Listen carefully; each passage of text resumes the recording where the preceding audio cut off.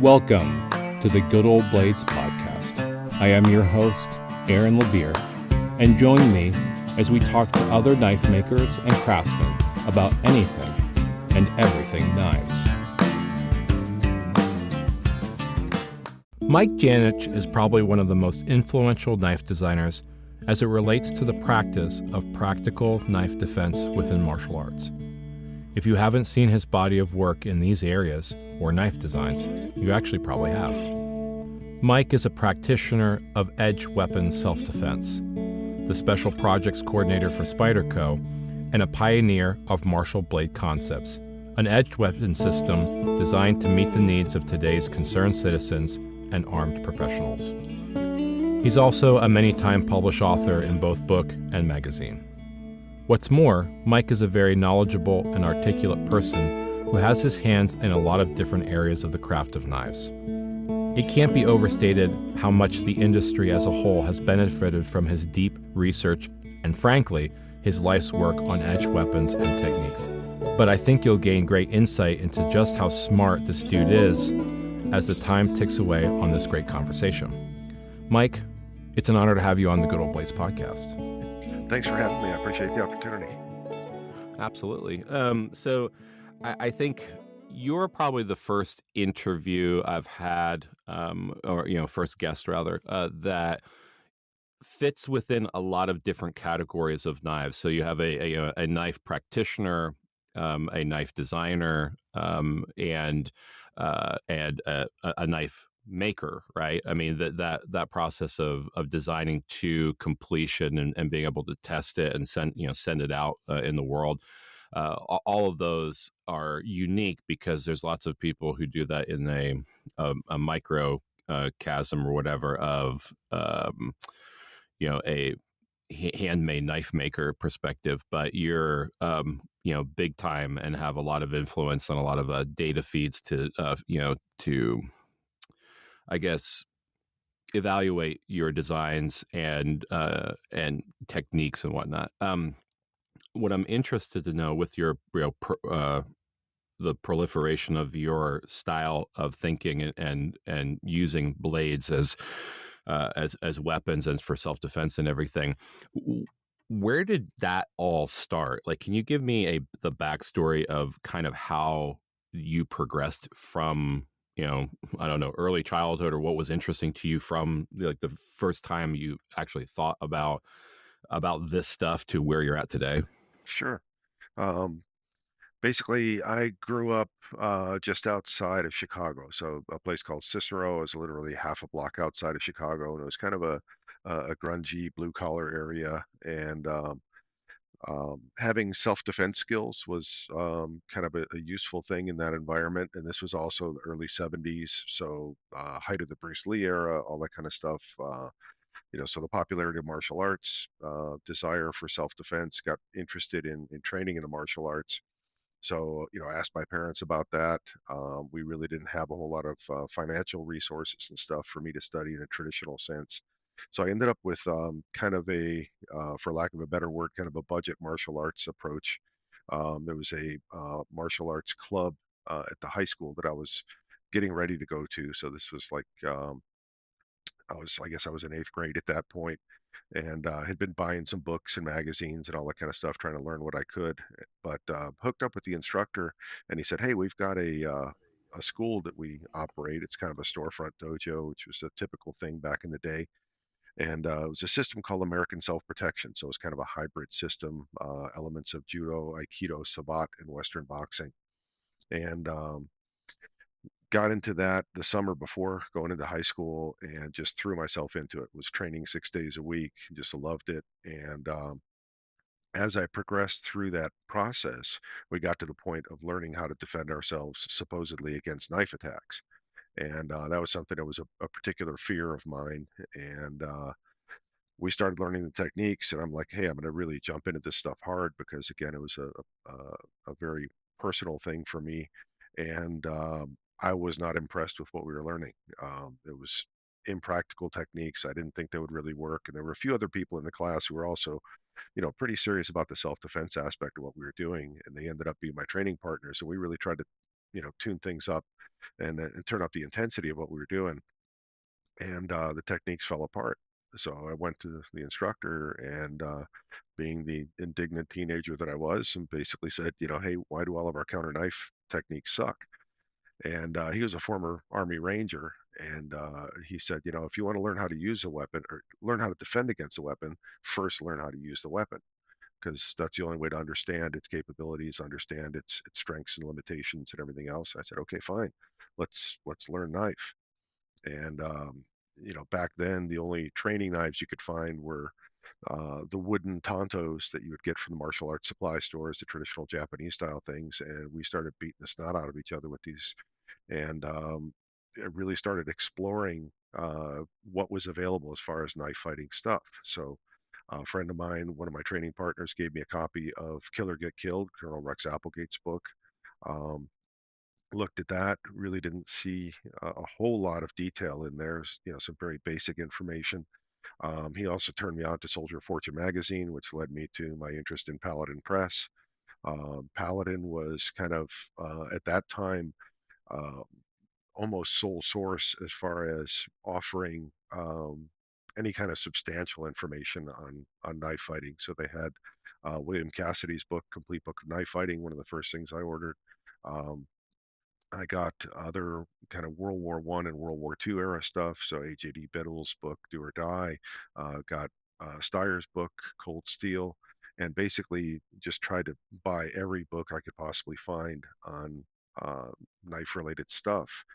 And again, the original thought was, hey, I want to learn, the knife fighting side of it, um, to learn how to defend against a knife, because my instructor said those two go hand in hand. And as I got deeper and deeper into it, I realized it was a true statement. But I also started to realize that, for my purposes at least, carrying a knife as a defensive weapon was a pretty powerful tool. Once you understood kind of what its potential was, the fact that it was something that you could carry with you every day, and uh, no special permits required or anything of that nature. It was something that I started to embrace, based on the idea of having something that gave me the capability to defend against lethal force threats. So that was kind of what launched the whole thing as far as the initial my initial interest, and literally just became kind of a lifelong pursuit. Yeah, in previous conversations, I really identify with that because I don't know what it is about the like the practicality of certain things, right? It's like when you play, like when you role play situations out when it comes to self defense or certain types of technology, or like these concepts of security and safety and whatnot. In practice, a lot of times they fail out because they don't really take into account real world, practical use cases.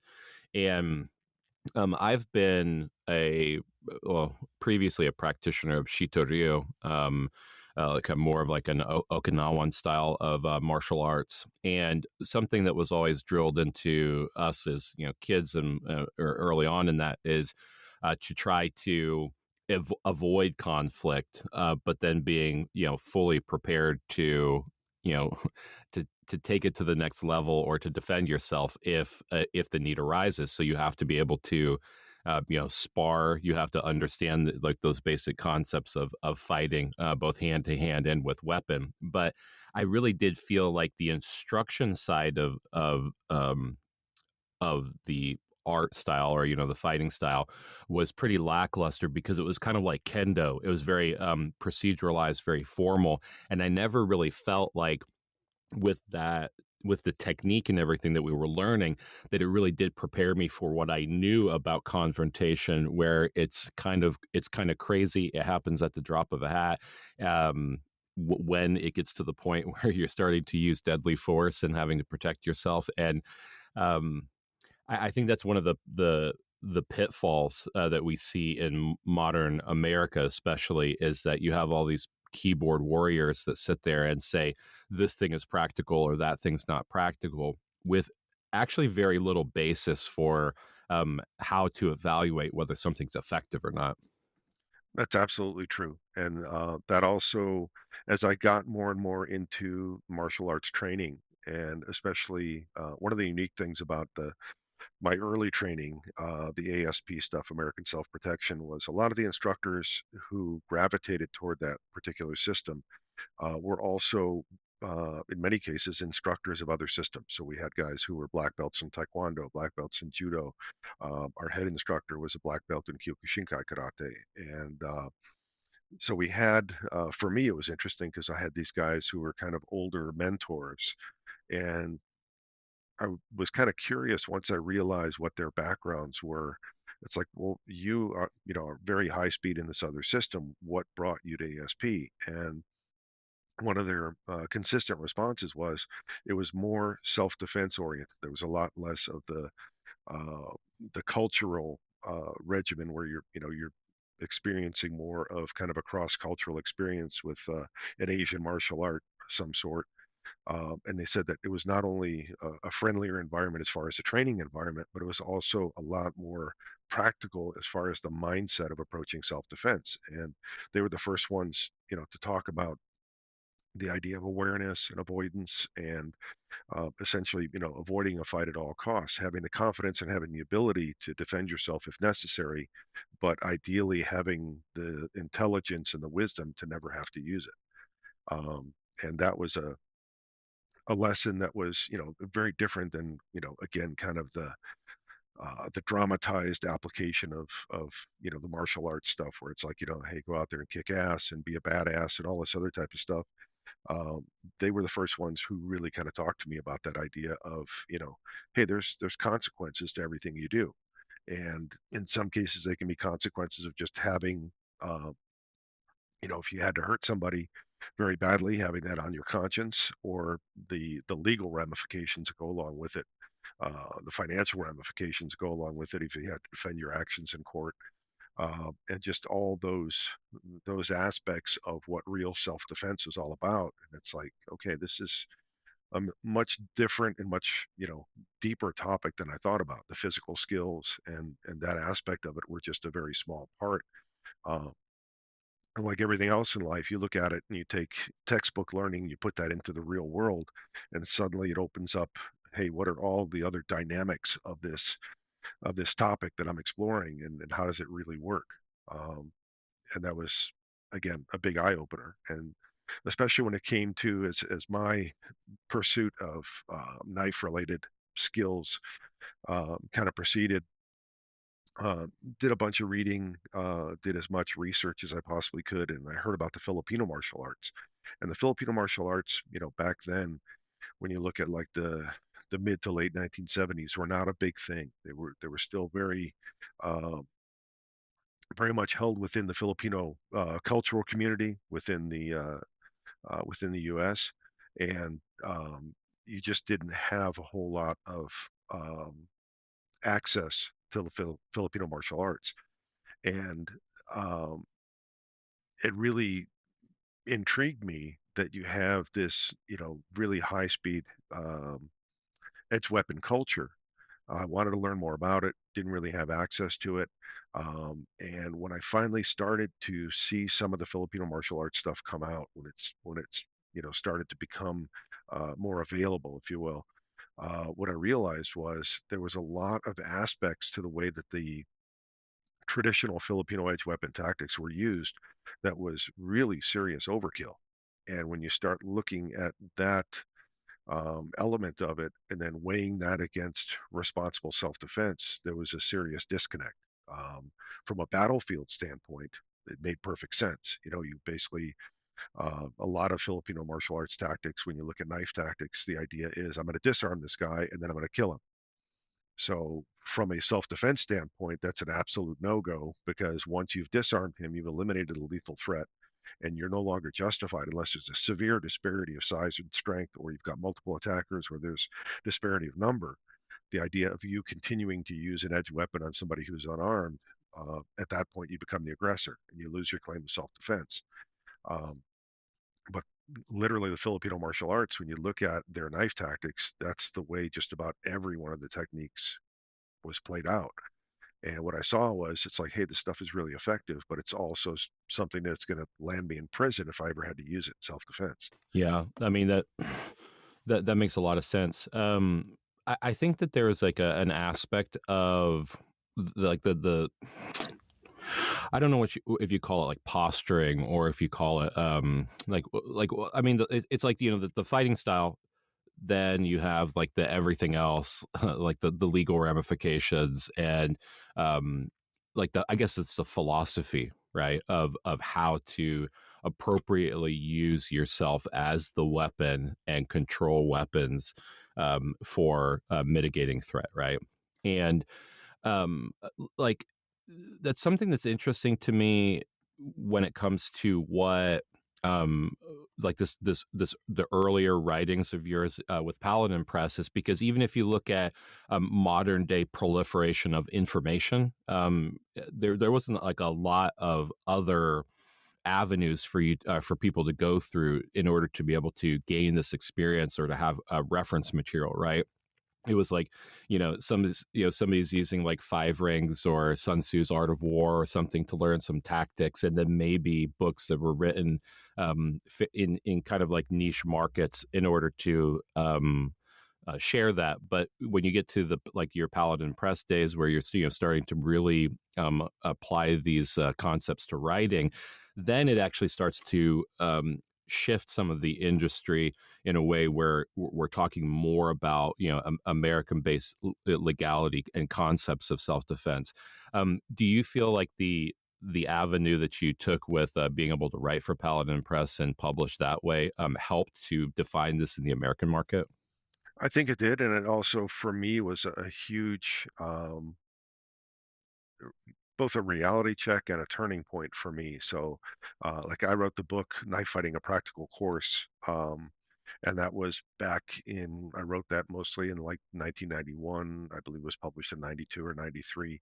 And what it was everything that I was able to kind of gather from other sources and then through my own training with my own training partners and everything, I felt that I had kind of taken the available information and analyzed it and compiled it into something that was a usable system, kind of what I was looking for at the very start. Um, so if you went to, back to my teenage years, if I could have had an opportunity to learn what I was doing in the early 90s, that would have been great because it would have given me a huge turnkey solution to something that was otherwise, very much uh, a tedious, long process trying to get useful elements together into a system. Um, but even that book, when I look at it now, where I've come from there since that time, is night and day. So that book really represented a lot of um, kind of again trying to take what was available at the time, taking the military training, taking what little I could find of the Filipino martial arts stuff that was available at the time, and kind of distilling that, but maintaining kind of the same attitude, if you will, as far as its application. And it really the aspect of really putting that into a full self-defense context hadn't gelled with me yet. I knew that there was, the elements of responsibility as far as use of force and self-defense, and I knew that that had to be um, you had to temper your technique or be able to apply your technique in a way that is legally justifiable. But still, there was a lot of echoing kind of the bravado and everything of the military style knife fighting stuff, and the Filipino battlefield oriented stuff. That's really what that book was. And one of the big turning points for me, um, I had written that book. It was reasonably well received, was selling fairly well. And I was actually the first person from the kind of the Paladin time frame and everything. I was the first person who started off as a customer, became an author, and then became an employee of Paladin. So that progression was pretty rare. Most of the people that Peter Lund, the founder of Paladin, hired, he wanted people who were technical experts at editing words or graphic arts or whatever else it might be. He did not want people who were really into the subject matter, which was seems kind of weird, but that's the way he preferred it. He didn't want to have a lot of people who were, um, for whatever reason, really actively interested in the subject matter, because he didn't feel that they could stay objective and be able to objectively look at what other authors might have to offer. Um, and when I was working at Paladin, I was their video production manager from 1994 to 2004. So I literally established their in-house video production stuff. And I got a phone call one day from a guy, and he said that he had been attacked by his boss. He was attacked with a knife. He was able to disarm the boss, take control over the knife, and use the knife to defend himself. He ended up killing his boss, and now he was being um, basically tried for first-degree murder. And he had seen that I'd written Knife Fighting: A Practical Course. He saw that it was more self-defense oriented, even though it still falls way short of where I am now. But he saw that it was more of a self-defense oriented approach to using knives, and he wanted me as a technical expert for his legal team. And long story short, I got access to all of the um, coroner's information, all of the police reports, everything else. And prior to that, during my military career, I was basically an intelligence analyst trained by National Security Agency, so I had pretty good analytical skills from the 9 years that I served in the military, and basically took that analytical process and applied it to his incident. And in the process, what I realized was he had about a 6-inch blade. The boss had attacked him first. He was able to deflect the blade. Boss fell down, dropped the knife, and grabbed this guy by the throat and was choking him to death. This guy reached over, grabbed the knife, and started defending himself with it as the boss continued to try to kill him empty-handed. The boss was significantly larger, outweighed him by probably 60, 70 pounds. And this guy was using the knife to defend himself. And going through the autopsy report in detail, what I saw was that many of the knife wounds that this guy inflicted as individual wounds were potentially lethal and ultimately were lethal collectively. But they didn't stop the boss from trying to kill him. They fought, according to the neighbors. The boss lived in an apartment complex, so there were neighbors on both sides, top and bottom. So when the police interviewed the neighbors, they said, "Yeah, we heard this commotion, and it went on for a good 3 to 4 minutes." And then you look at the crime scene photos and everything else, and you see that they literally fought through just about every room in the apartment. And in the end, the boss was stabbed or cut over 50 times, many of them full depth penetration with a 6-inch blade, and he didn't stop. And that for me was a huge game changer, because when I looked at it, what I saw was that lethality and stopping power were two very different things. So you can have somebody who ultimately ends up dying because of the wounds that you inflict, but if you don't stop them quickly enough and decisively enough, then basically you don't keep yourself safe, and you may end up with, at best, a mutual slaying. You end up dying and killing your attacker, but you really didn't accomplish the goal of self-defense. And for me, that was a huge paradigm shift. A lot of the stuff that I thought I knew, you take this knife, you stick this guy in the torso, he bursts into flames, and you're done. It doesn't work that way. And for me, that really,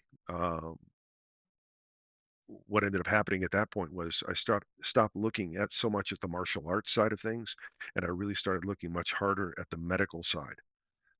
So essentially looking more at what types of wounds do knives inflict, what types of um, injuries do people suffer that are immediately debilitating, and then how do I take essentially those two bodies of knowledge and combine them into a system that focuses on stopping power and instant debilitation to come up with something that is much more self-defense oriented. So it was really a very, very important paradigm shift as far as my approach to self-defense. Yeah, and well, I understand that, especially from a gun perspective, because I spent a long time hunting, and I'll tell you, nothing is more frustrating than going out and hunting game, and then you shoot something knowing that you got a good shot, and that animal runs off, and you have to track blood, right? A lot of people don't understand that from a physiological perspective, that adrenaline and other dynamics play a vital role in the immediate survivability of an interaction, that fight or flight. And then later on, they succumb to their wounds. And that's something that um, there's a concept. It's like a survivorship bias that was applied during World War II to fighter planes and whatnot that are were downed versus returned. And I think that we have this. You know, traditionally we look at things like if something, if we're focusing too much on a single type of problem, we lose sight of what the downstream effects are of a certain action or a certain behavior or variable, right? And I mean, the survivorship bias is basically all these planes were going down, and the ones that came back, had all these holes in them. So they started patching all where the holes were at, and somebody came along and said, "Hey, maybe we should patch all the places where there were not holes because those areas are probably the vital areas that you can't survive if they were hit. But where the holes are at, we have proof that that is." A non-fatal area of a plane, and I think that concept applies very similarly to us as bleeding organisms. Yep, that's exactly right. And I see that as, applying that type of mindset, because again, what you have, um, you know, that particular analogy, I think is very useful when it comes to applying that back to kind of the knife side of things. What's interesting about it is you'll see in the Filipino martial arts, one of the tactics they'll use is what they call defanging the snake.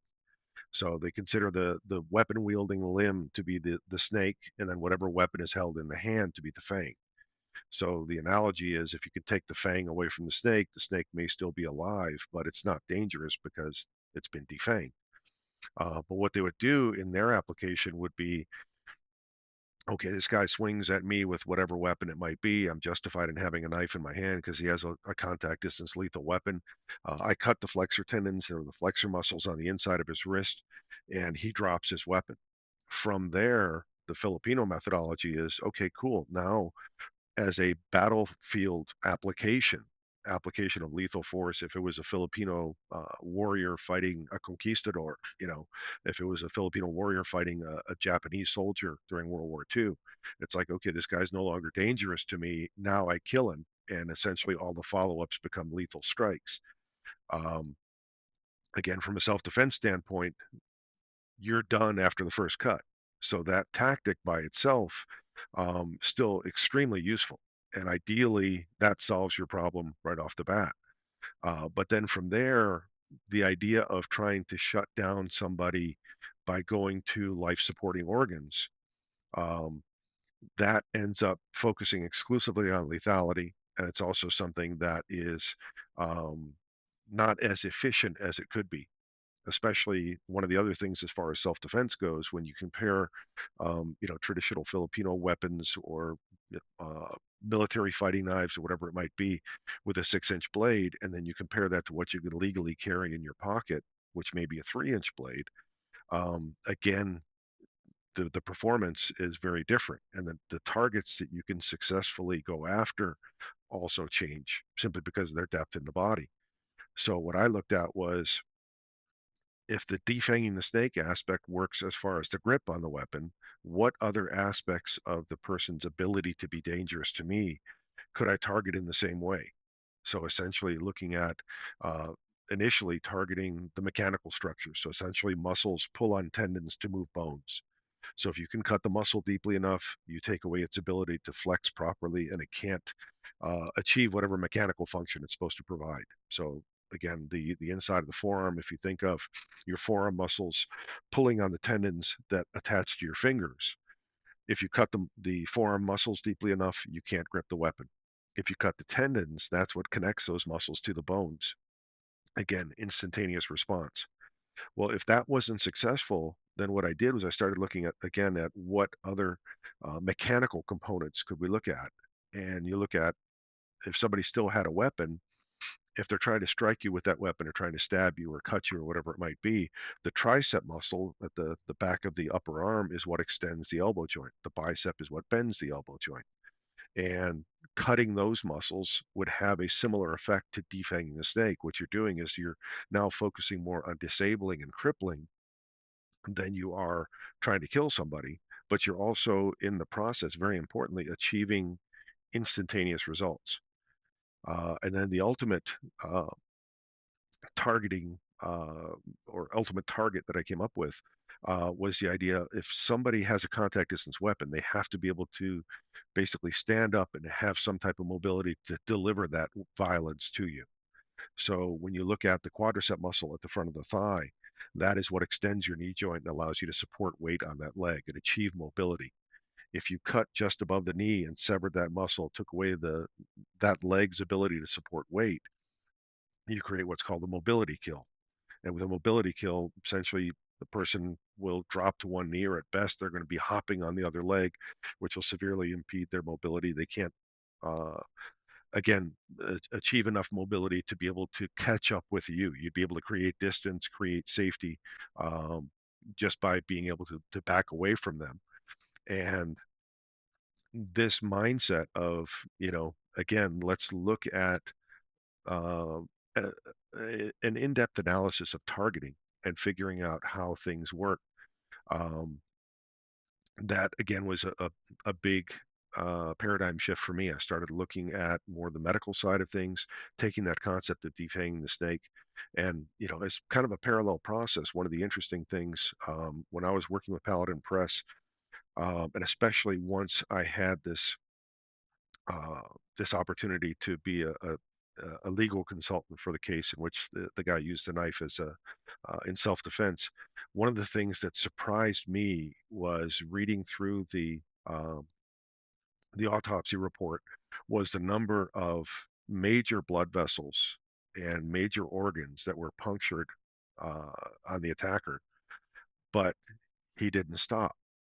And this, if you go back to the World War II era stuff, one of the most famous things as far as knife fighting culture, if you will, was W.E. Fairbairn's book, Get Tough, previously published as All In Fighting. And in that book, it had a thing called the Timetable of Death. And the Timetable of Death was basically drawing of the human body, showed all the major arteries. So going back to, basic anatomy, basic biology, arteries carry oxygenated blood from the heart to the limbs, delivers that oxygen, and then the veins carry it back to the heart, pumps it through the lungs to be reoxygenated. The process repeats.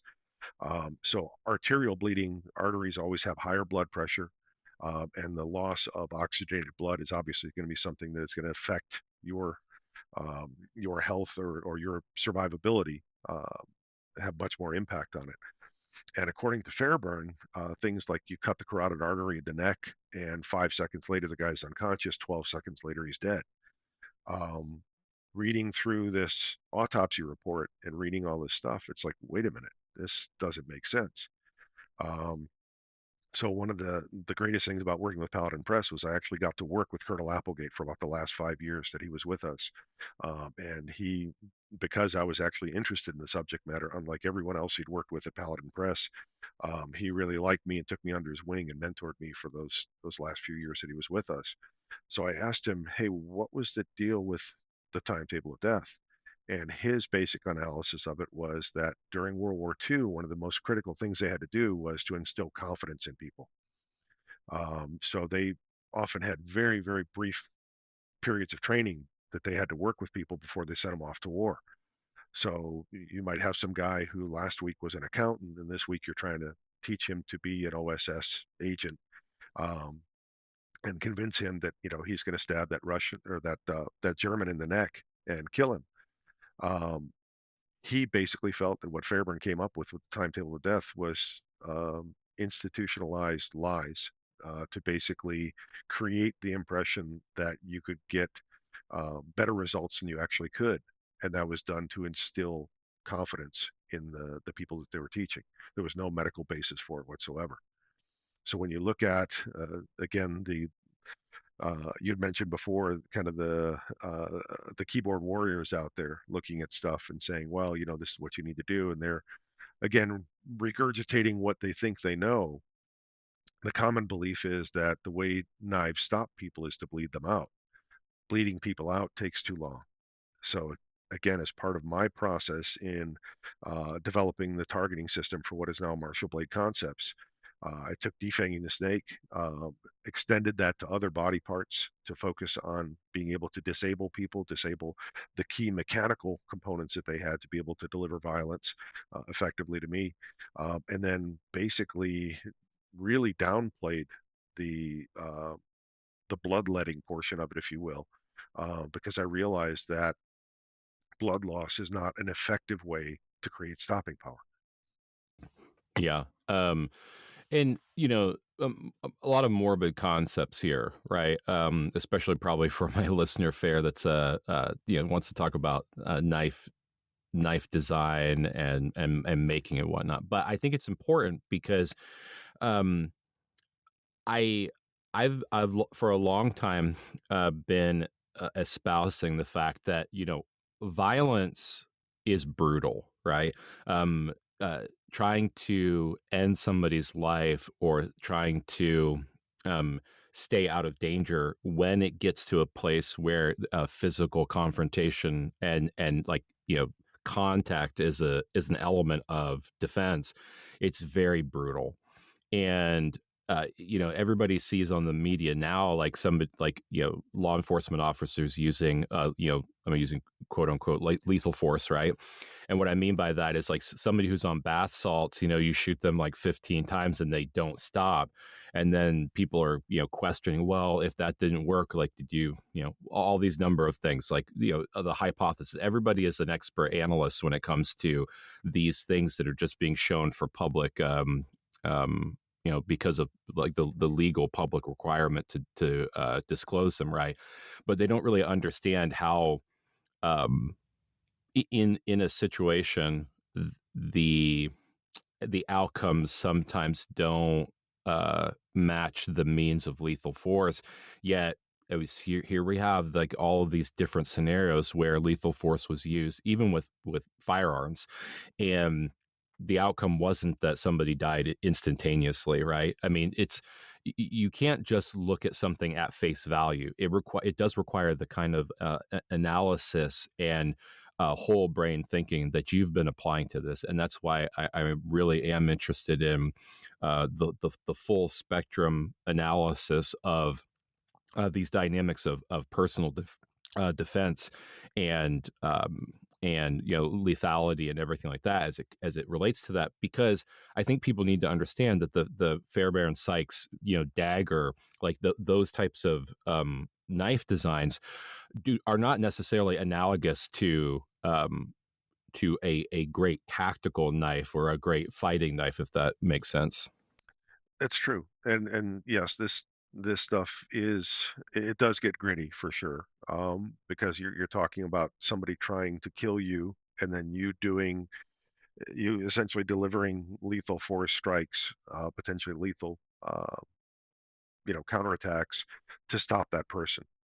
And that really is, we can look at fighting knives, we could look at tactical knives, if you will, as pieces of art, as the elements of craftsmanship and everything that create them. But if you really want to appreciate um, their real intent, then understanding the tactics with which they have to be wielded, or with which they're most effective, that plays into it as well. Because again, people will look at something and say, "Oh, that's a great fighting knife," and it's like, well, is it really?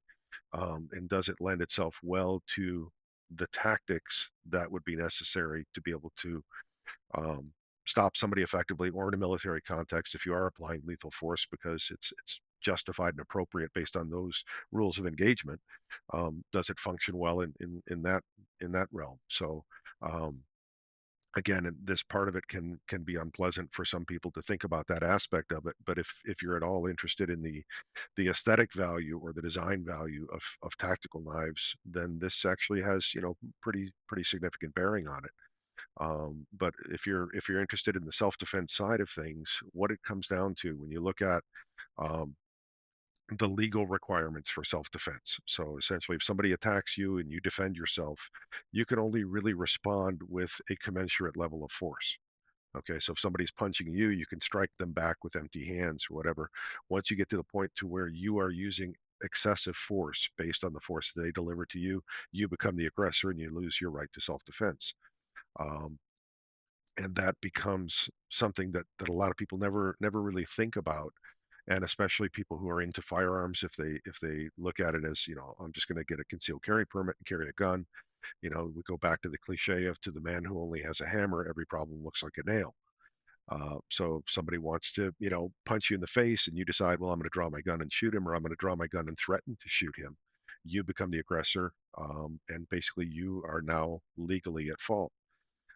So when you look at the realities of self-defense and the messiness of the entire thing, what I really tried to look at as far as the knife side of it, um, another one of the turning points for me, if you will, toward the end of my military career, I was picked up. I was a Vietnamese linguist. I was a Chinese Mandarin and Vietnamese linguist, basically working in support of NSA and their collection efforts. I was pretty good at Vietnamese. I was picked up to essentially do work for the organization that was looking for POWs and MIAs in Vietnam, Laos, and Cambodia. So I did at first a 6-month tour in Bangkok, traveling to all the Vietnamese refugee camps throughout Asia, interviewing people who claim to have information about POWs and MIAs. Well, a lot of those refugee camps were not just legitimate refugees, but there were also Vietnam had a purge where they basically decided to get rid of a lot of the ethnic Chinese that they had in North Vietnam, especially the ethnic Chinese that they had uh, who were part of criminal element in North Vietnam, and they basically walked them across the border into China, and a lot of them ended up in refugee camps, and they basically languished there because they had no legitimate claim to resettlement status. Uh, they were basically criminals who had been deported, if you will. So there was some very active gang activity going on, and I had no security. I was basically on my own, walking around in these camps and everything, traveling. I was later on ended up working for the Defense Intelligence Agency, doing a similar function. Lived in Hong Kong for about 2 years and traveled to the Philippines on a regular basis. During that time, the NPA, National People's Army, they were very active as far as targeting Americans. Um, so I found myself living overseas, assigned to diplomatic posts, the embassy in Bangkok or the consulate in Hong Kong, but I couldn't own a firearm. I couldn't carry a firearm. I had no dedicated security that was out there to protect me. And it's like, okay, if something bad happens, I'm on my own. And that was again a real turning point as far as my motivation to embrace the knife as a defensive weapon.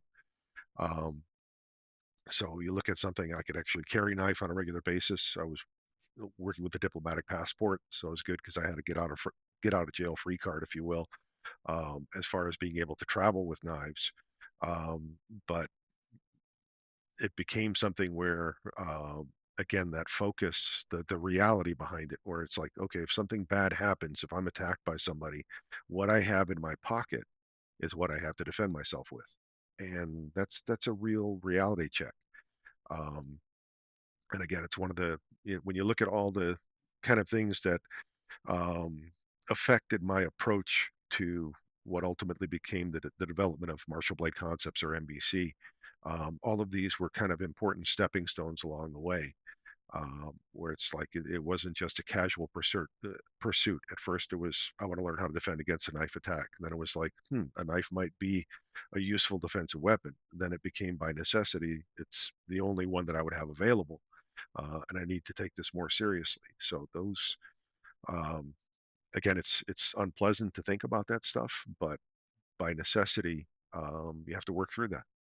Yeah, and I mean, in de facto, as part of your job, you were basically dropped into different localized prisons, as it were. I mean, it's the idea is you have a criminal underbelly or a situation where you do have no protection except for yourself, and you have to figure out the rules of engagement or the dynamics of the culture and of the people that you're around, and do it all by yourself. And that to me is like a humongous trial by fire, because in every locale that you go to, how are you supposed to figure out and quickly, and with language barrier, what situations you're actually in. Like that situational awareness becomes like compounded and way more difficult. Exactly. And it also, again, going back to, your original comments about the idea of avoidance. You have avoidance from the sense of, okay, I don't want to be involved in a situation if I don't have to. I want to, from a righteousness standpoint, you want to be, avoid conflict if at all possible. Well, you also very quickly realize that, when you're on your own and it's one of you, um, you like you say, you tune up your awareness, you pay attention to what's going on, and you trust your gut. So if something starts to go south, it's like, I don't like the way this thing looks. You're not going to take chances and say, well, I'll just fight my way out of this thing.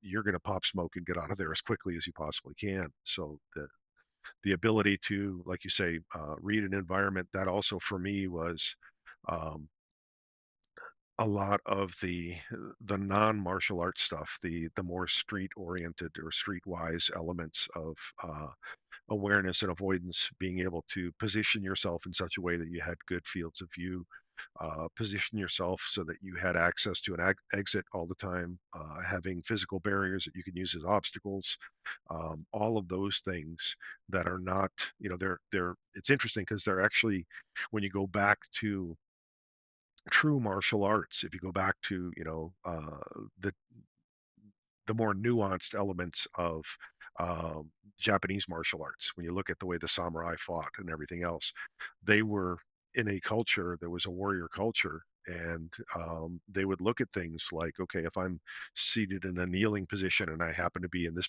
position in the room, and I were attacked at this point, what would I do? And a lot of those fine details, if you get into you know, uh, the nitty gritty of the Japanese martial arts, you would see that type of stuff, and you think, wow, these guys really overthought this stuff. Well, they were living it, and it was something that they were applying on a daily basis in that environment. And then once it was no longer relevant and the martial arts became practiced for their artistic expression and the cultural expression and all the other stuff, where it's removed from the practical application, then everyone focuses on, hey, I'm doing this, and they're focusing on technique, but they don't understand the many of the driving factors behind the technique. And that's actually one of the fascinating things about martial arts. When you circle back and you start looking at it, it's like, well, why is this little motion being used here? What's the real significance of this? You may see something like prior to drawing a sword, for example, you may see something where they extend the handle of the sword and then they draw on the second motion. And it's like, well, why would they extend the handle of the sword? Well, they're striking with the butt of the sword to hit their opponent in the hand to keep him from drawing, and then they're drawing their sword. So you would see these little movements like this, and it's like, okay, I'm doing this because my instructor told me to. And often the real meaning behind them gets lost. When you go back and rediscover that, again, the depth of knowledge behind it is fascinating. And it also kind of motivates you to take that same mindset, that same attention to detail, and apply it to modern self-defense. Yeah. Something that I've always appreciated about um, defense styles like that is the overwhelming understanding of energy and of physics, right?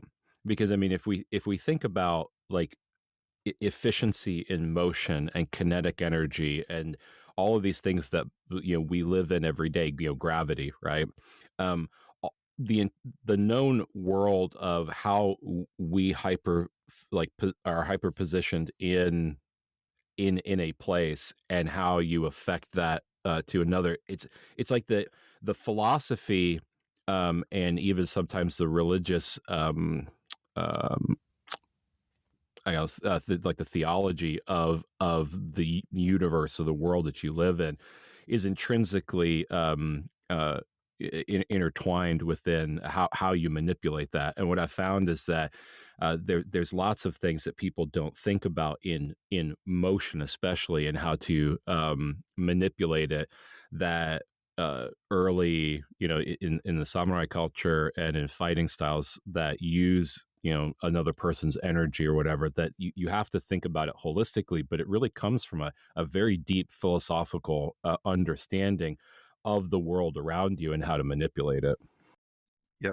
And then also, you look at some things like in the karate side of things, you look at trying to interpret the forms. When you look at the bunkai of the form, the application of the form, many people they'll look at it and it makes it. I was never good at forms because they never made any sense to me.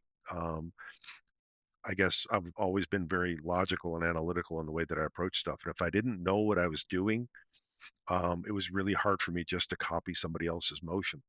And later on, especially once, again, fast forwarding to when I was working for Paladin, I started to work with some authors who specialized in that side of things. And they started explaining the bunkai behind it. And in many cases, not just the application, but the environmental context. For example, Teki Shodan, one of the kata that you'll see in the Japanese martial arts, where there's a lot of walking sideways. So they're actually kind of crab walking sideways.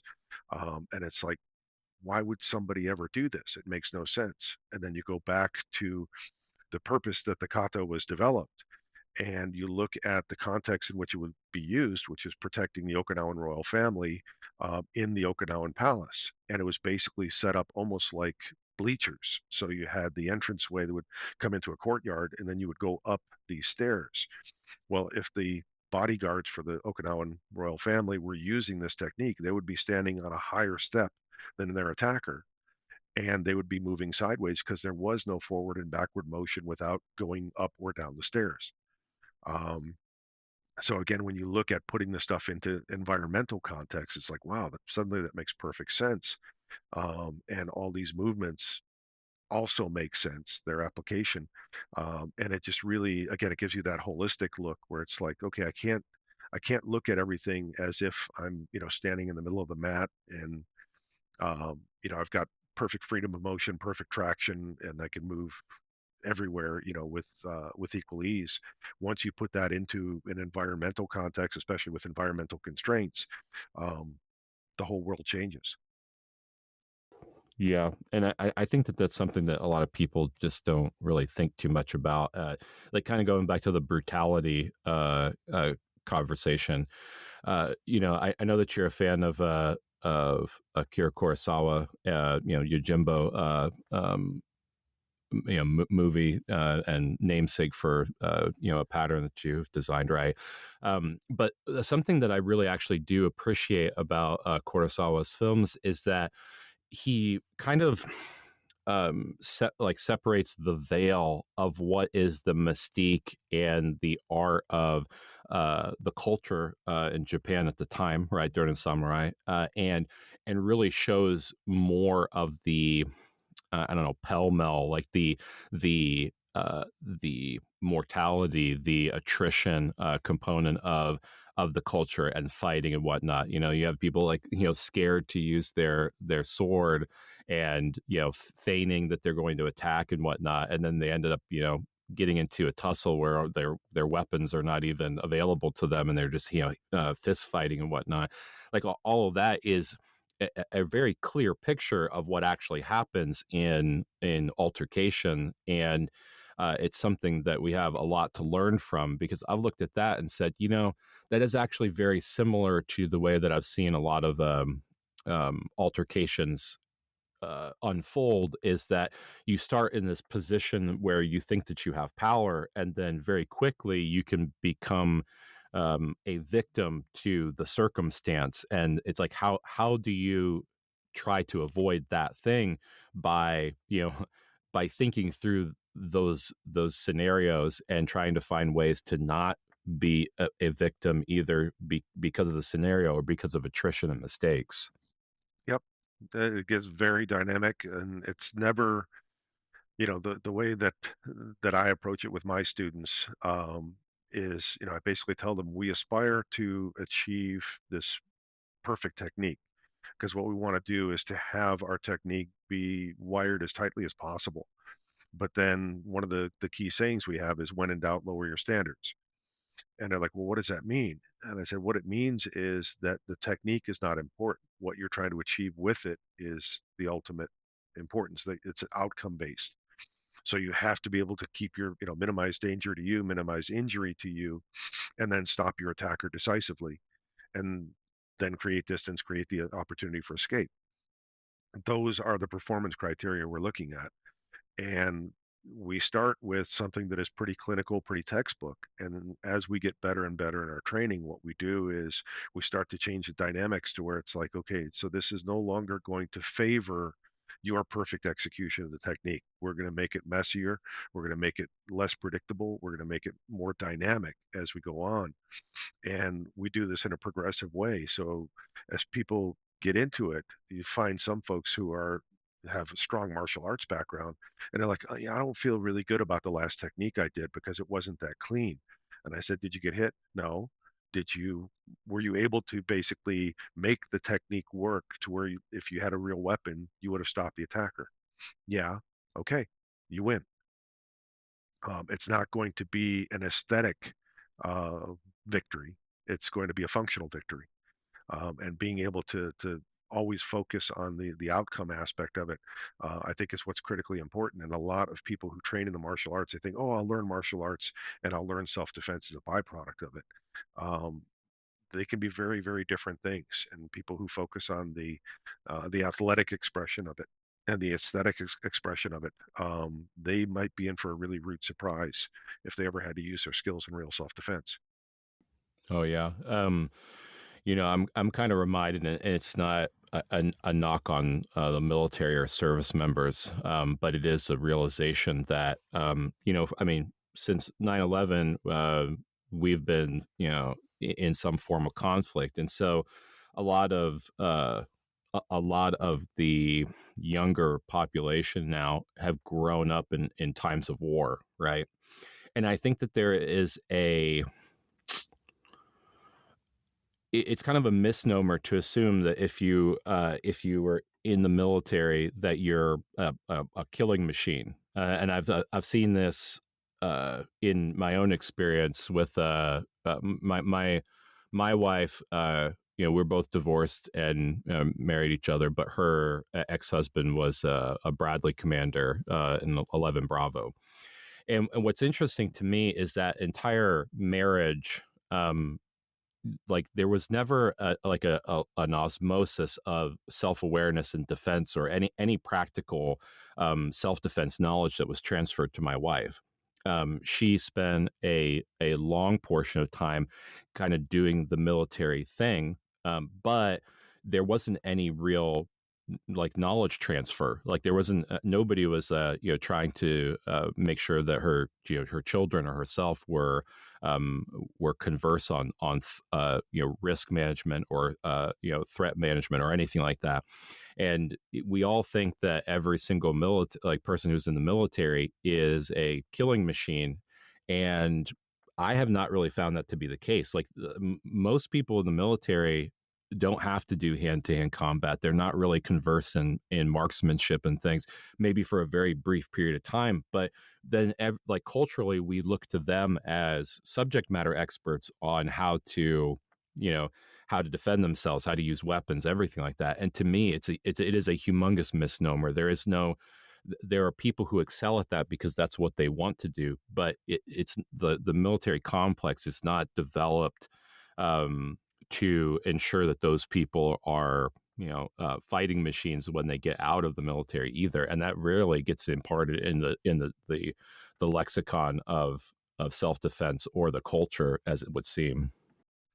That's exactly right. One of the things I served 9 years active duty in the Army, and then was a DoD civilian for 5 years after that, continued to work in a military environment. And I mean, that entire time, I was a technical expert. I was a linguist. I was an intelligence analyst. And I served proudly, but I never, when I went through basic training, we had absolutely zero hand-to-hand combat training. I mean, and that kind of ebbs and flows, and it depends a lot on whether you are actually in a combat arms MOS, military occupational specialty. So when you look at infantry soldiers, they're going to go through, some type of hand-to-hand combat training. They might get some type of knife training, um, whereas the vast majority of folks who are doing other jobs in the military, I mean, they're doing a great job doing what they're doing, but their specialty is vastly different. And kind of circling back to the knife side of things, because that's why we're supposed to be here. But when you think of military knife fighting, a lot of people, will again say that, well, in the military, they fight with knives and therefore they're the smartest. They know that they have the best techniques, the best tactics, and everything else. If the average soldier is fighting with a knife, he's having a really bad day, because all of the other weapons, which are much more capable and much more applicable, for some reason, he's not using those. So he should have a rifle. He should have a sidearm. He should have, um, grenades.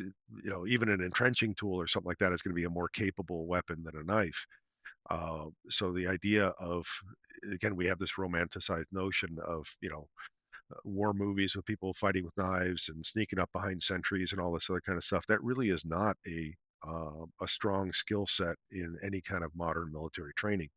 And even when you go back to the times when it was more of an integral part of military training, it still was pretty basic. The World War II era stuff, John Steyer's book, Cold Steel, and the Marine Corps methods that he developed were probably the most advanced for their time. And they were still pretty basic, and they didn't get a whole lot of practice at them. But yeah, there's a lot of misconceptions, and the media, of course, feeds that. We have so many movies with everybody is an ex special forces operative. Everyone is ex CIA, and they have this this fantastic skill set and everything.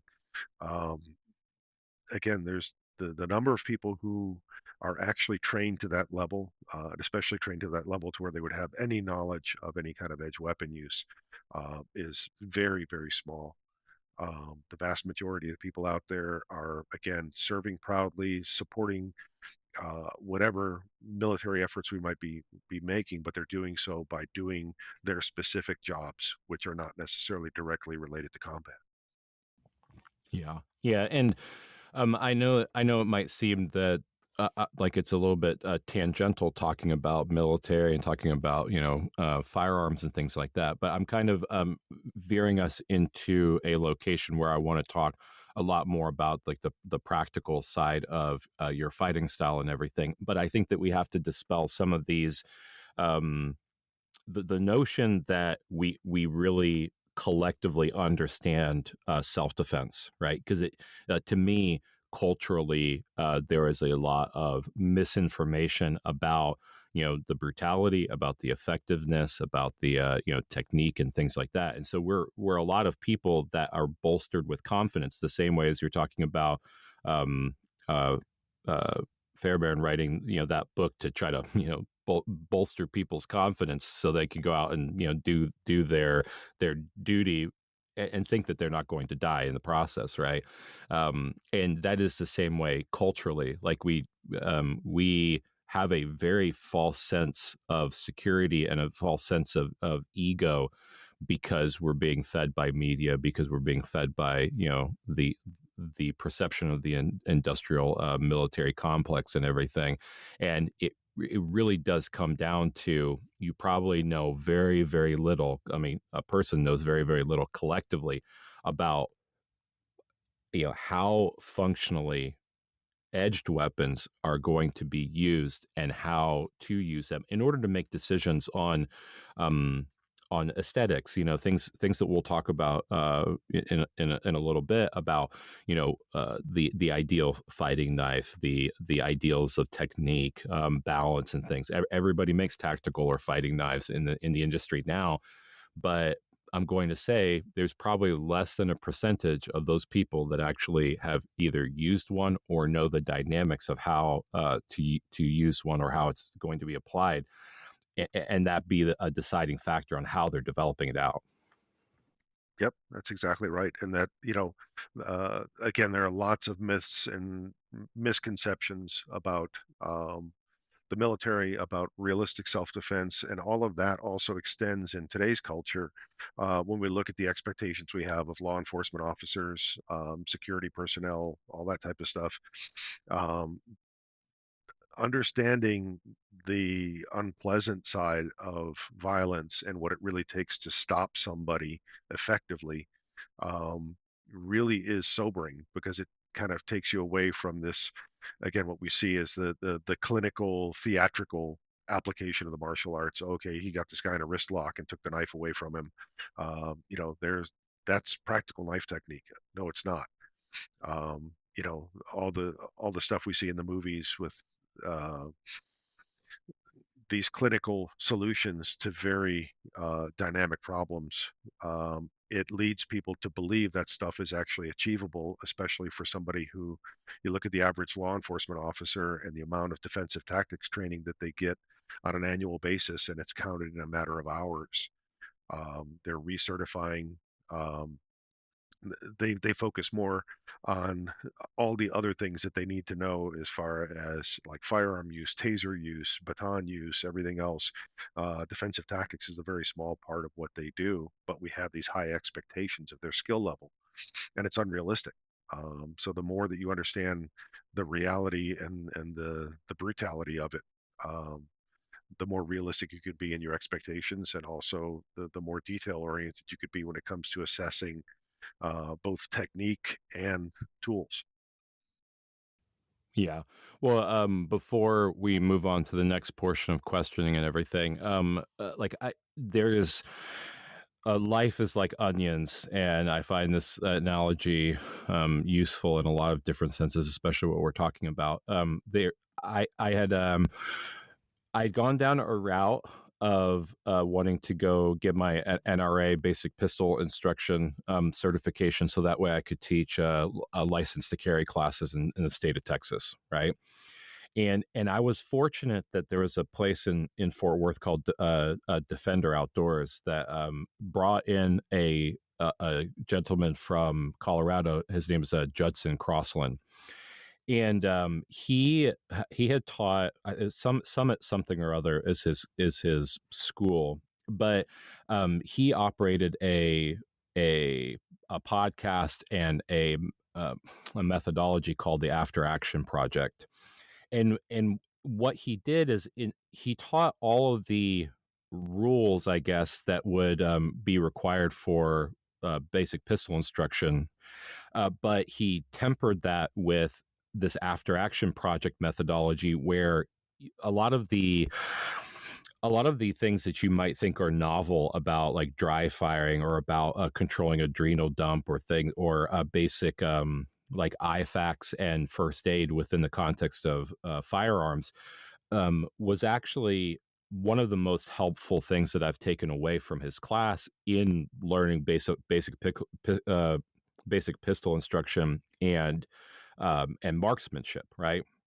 And what I learned is through that is it is very difficult um, to handle an adrenal dump in a confrontation or in a situation where there's an accident, maybe somebody gets shot or whatever, right?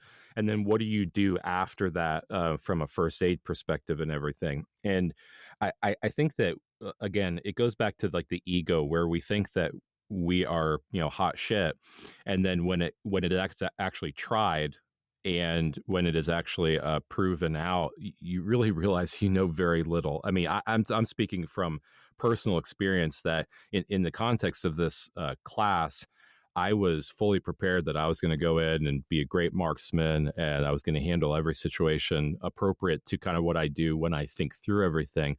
But he put us into situations where we didn't know what was going to happen next. It was a lot of like psyops type of preparedness where I realized very quickly that I was not prepared in any way, shape, or form to actually uh, teach self defense. And it's been a process since then to try to understand those limitations of myself, the inability to handle high adrenaline situations and whatnot.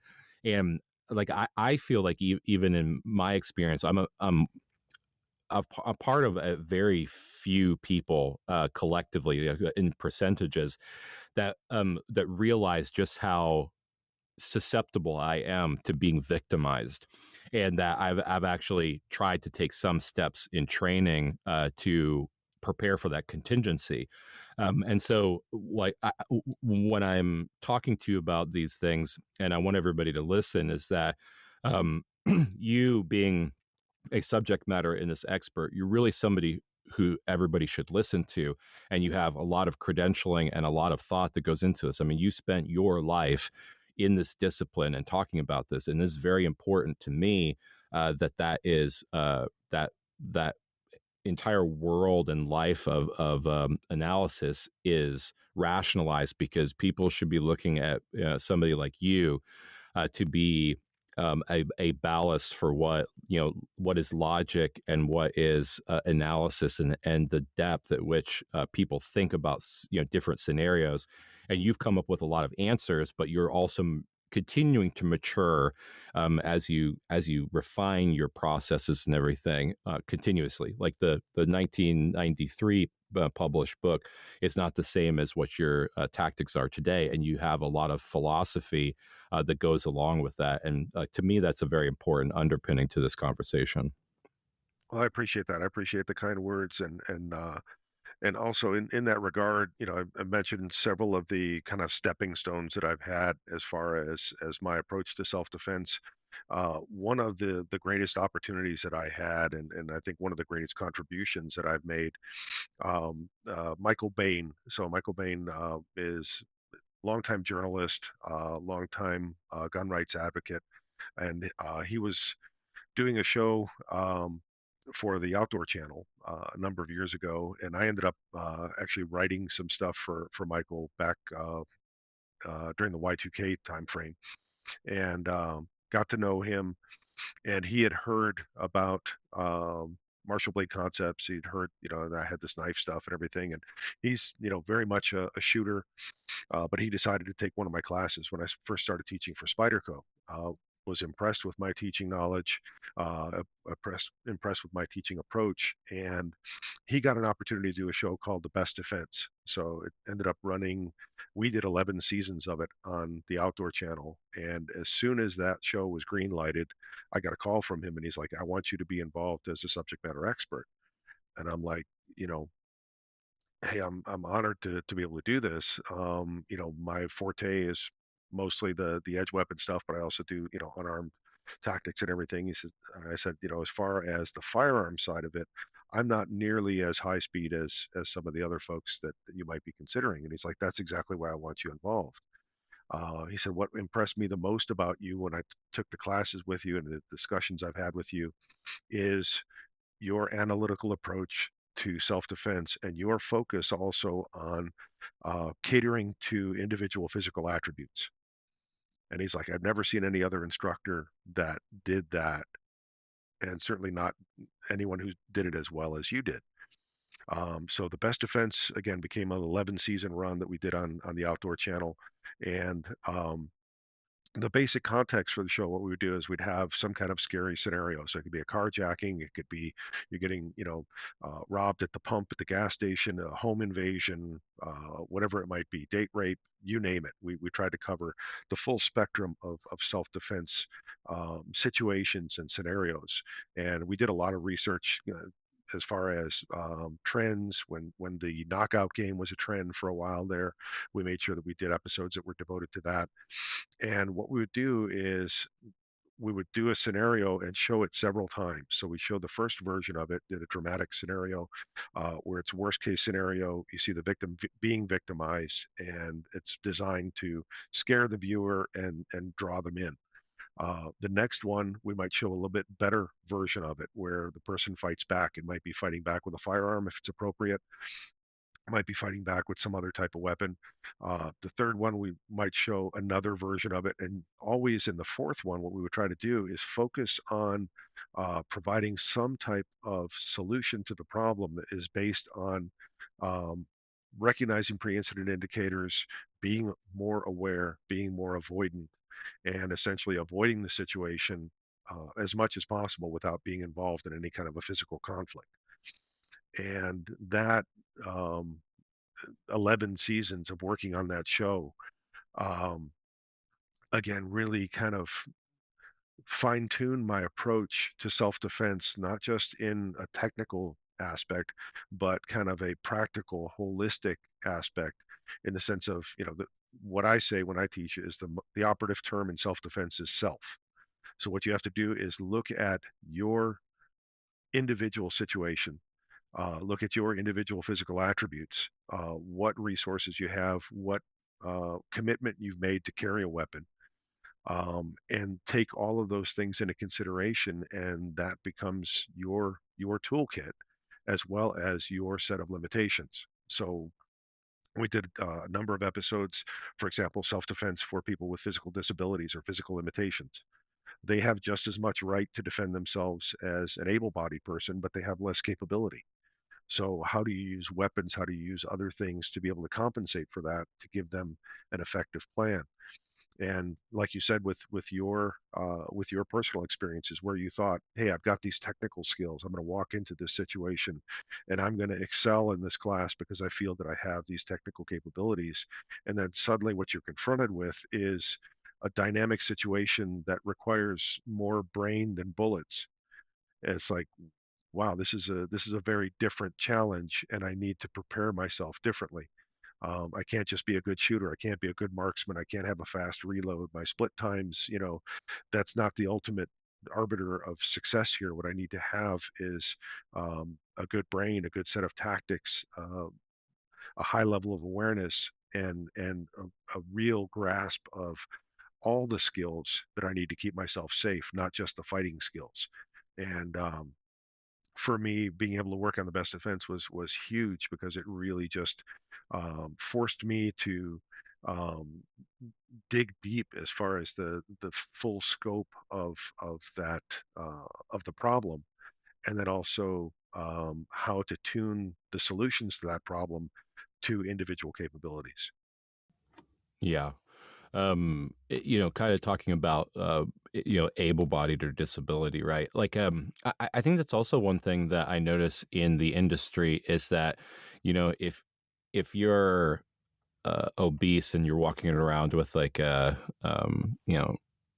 fighting knife or something like that, or if you're all like geared up and stuff, people marginalize, um, you know, individuals by body, like, I mean, physique and everything. They think that the ideal example of a warrior is um super cut, 205, 6'5", like I guess like the military image of a super soldier, right? And something that I've learned kind of in this juxtaposition of, um, you know, I'm very humbled to the fact that I, at any point in time, can be victimized. And again, tools in your toolkit, they're personalized to me. I mean, I've gone from, very fit and agile to not so fit and a little bit older to back again to fit, at different areas of my life. And I think about, the fact that, a lot of people marginalize information and technique and things, because they're the same people that look at like the fat person in the gym and make fun of them instead of cheering them on because they're trying to change their life and they're trying to, learn a different skill set to fix a situation that they have a problem with, right? And that's something that I really think does have to be a dynamic component of somebody's intelligence and their ego and everything, is that, um, we're not static creatures and we have to be able to adapt to different scenarios. I mean, today I'm, walking on two legs. Tomorrow I could lose one in an automobile accident, right? Today I don't have a stroke. Tomorrow I might.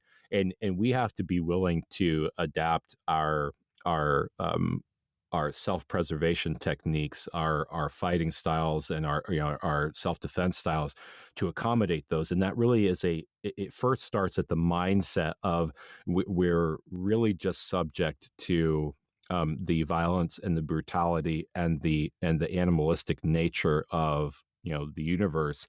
And then once we kind of come to those ego terms, we can build upon those things and try to come up with solutions, like your tactics, right? That really do apply to us, and we can use in a lot of different modalities, depending on what life throws at us. Yep, absolutely. We're all individuals, and like you say, the analogy with the gym, I was thinking the same thing. You go there and you see somebody who's, heavy set at the gym, and you think, oh, this person's not in shape. Okay, well, if you want to put it into perspective, take a look at your body weight and, how much weight you can lift, and then do the same with them. Compare them on equal terms. Take a look and see, what is your endurance? Get both of you on the treadmill and see, you can't judge a book by its cover. And like you say, also in the grand scheme of things, what we should be doing is trying to empower people, trying to encourage people, not trying to discourage them or judge them. And that becomes another thing with the way the world has evolved. Many people would say devolved with, especially with social media and everything else. We get used to making snap judgments based on minimal information, and it's a very dangerous and, in my opinion, disrespectful habit to get into. You need to look at the full picture, and also take a look in the mirror in the process. Yeah. Well, that comes to ahead with this conversation about sizing up your opponent, right? Like, I mean, situational awareness really does come from the totality of analysis, right? Where we're looking at everyone in the room or everyone in a given situation and trying to size up, not our ability, I guess, to mercilessly kill everyone, but to figure out what what tactics we have in place to neutralize threats and to avoid attrition, right? And that's an important component to me. Like, yes, spatially we have to be aware of things, but we also have to be able to size up people. And I've been actually really surprised in this, in the martial arts world, that there is so many different body types and there's so many different technique types and everything, and it is very difficult to be able to walk into a room and to know what threats actually exist, and to be able to walk through those scenarios and figure out what you would do as a precursor to a conflict. That's absolutely true, and that's one of the things. It's interesting when people get into martial blade concepts, my system of knife self defense. We start going through the teaching process, and we'll say, okay, we break it down like most of the Filipino martial arts, which um, MBC is basically my analysis of the Filipino martial arts, taking some of their core concepts and then molding them into what I feel is more appropriate for modern self-defense.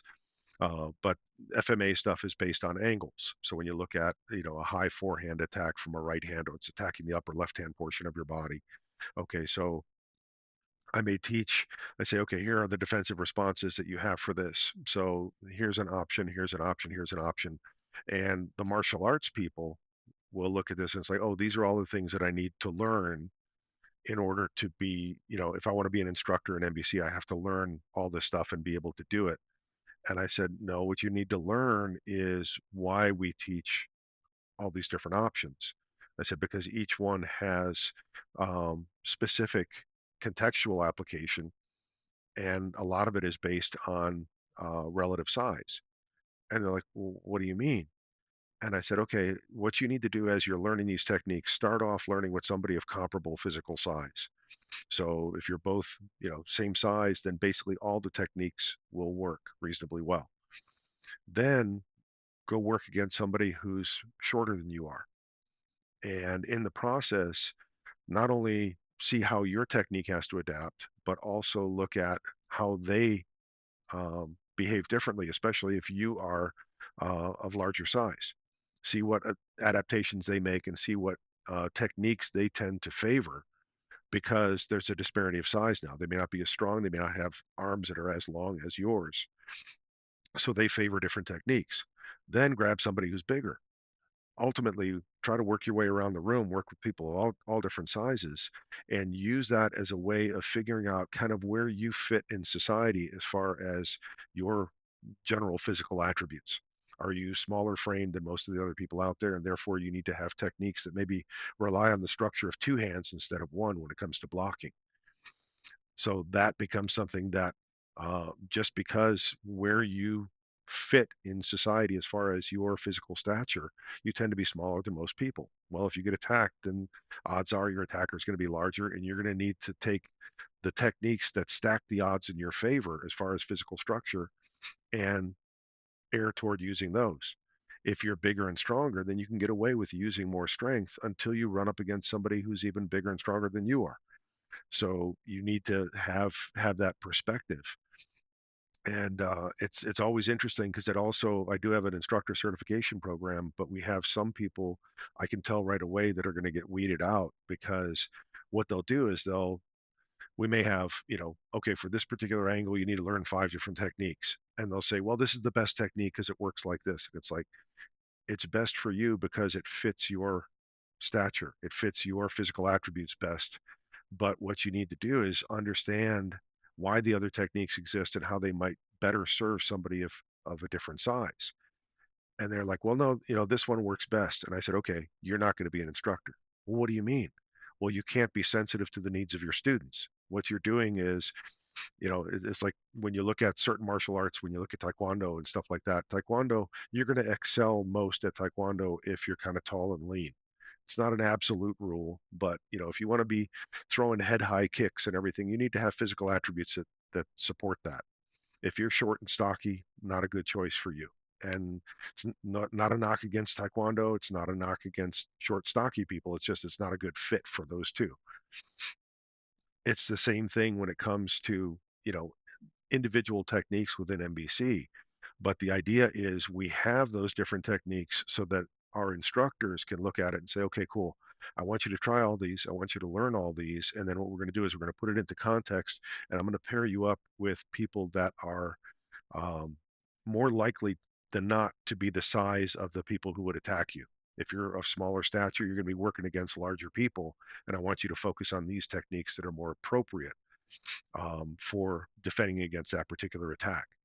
So it's interesting because when you look at other martial arts, you go back to Okinawan karate and everything, you'll see sometimes in the history of martial arts, you'll have a particular master who devised this martial art and he'll have senior students, and when he dies there's a split in the system and it's like, okay, this guy went off and he ended up doing all the striking components of the art and this other guy ended up focusing more on grappling aspects of the art or the pressure point striking or the joint locking or whatever it might be.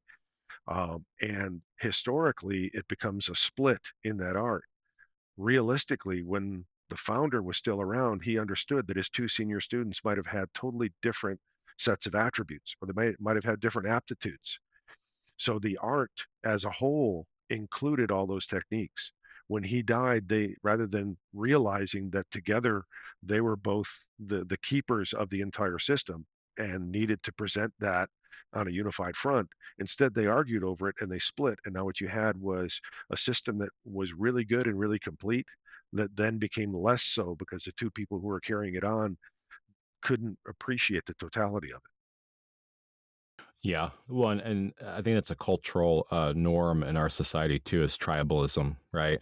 Where we, we like what we like, and if it's a confirmation bias, it jives well with the way that we think about things. But But as soon as you take something that is complete and you choose, I'm going to eliminate things from it because they don't fit my needs or what I want it to be.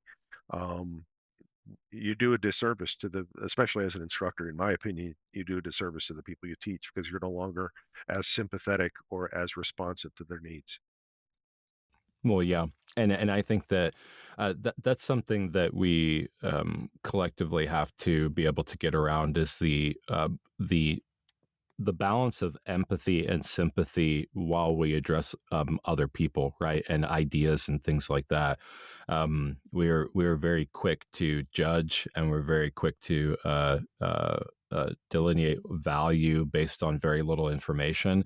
And I think that, like contextually, as people, I mean, it's like the philosophy and I guess theology of things is that when we really try to understand a person from their perspective, we really can understand a lot better how to connect with them and to, I mean, even use common ground as a defensive mechanism for avoiding conflict as well. I mean, it doesn't take very much for me to only see things through my worldview.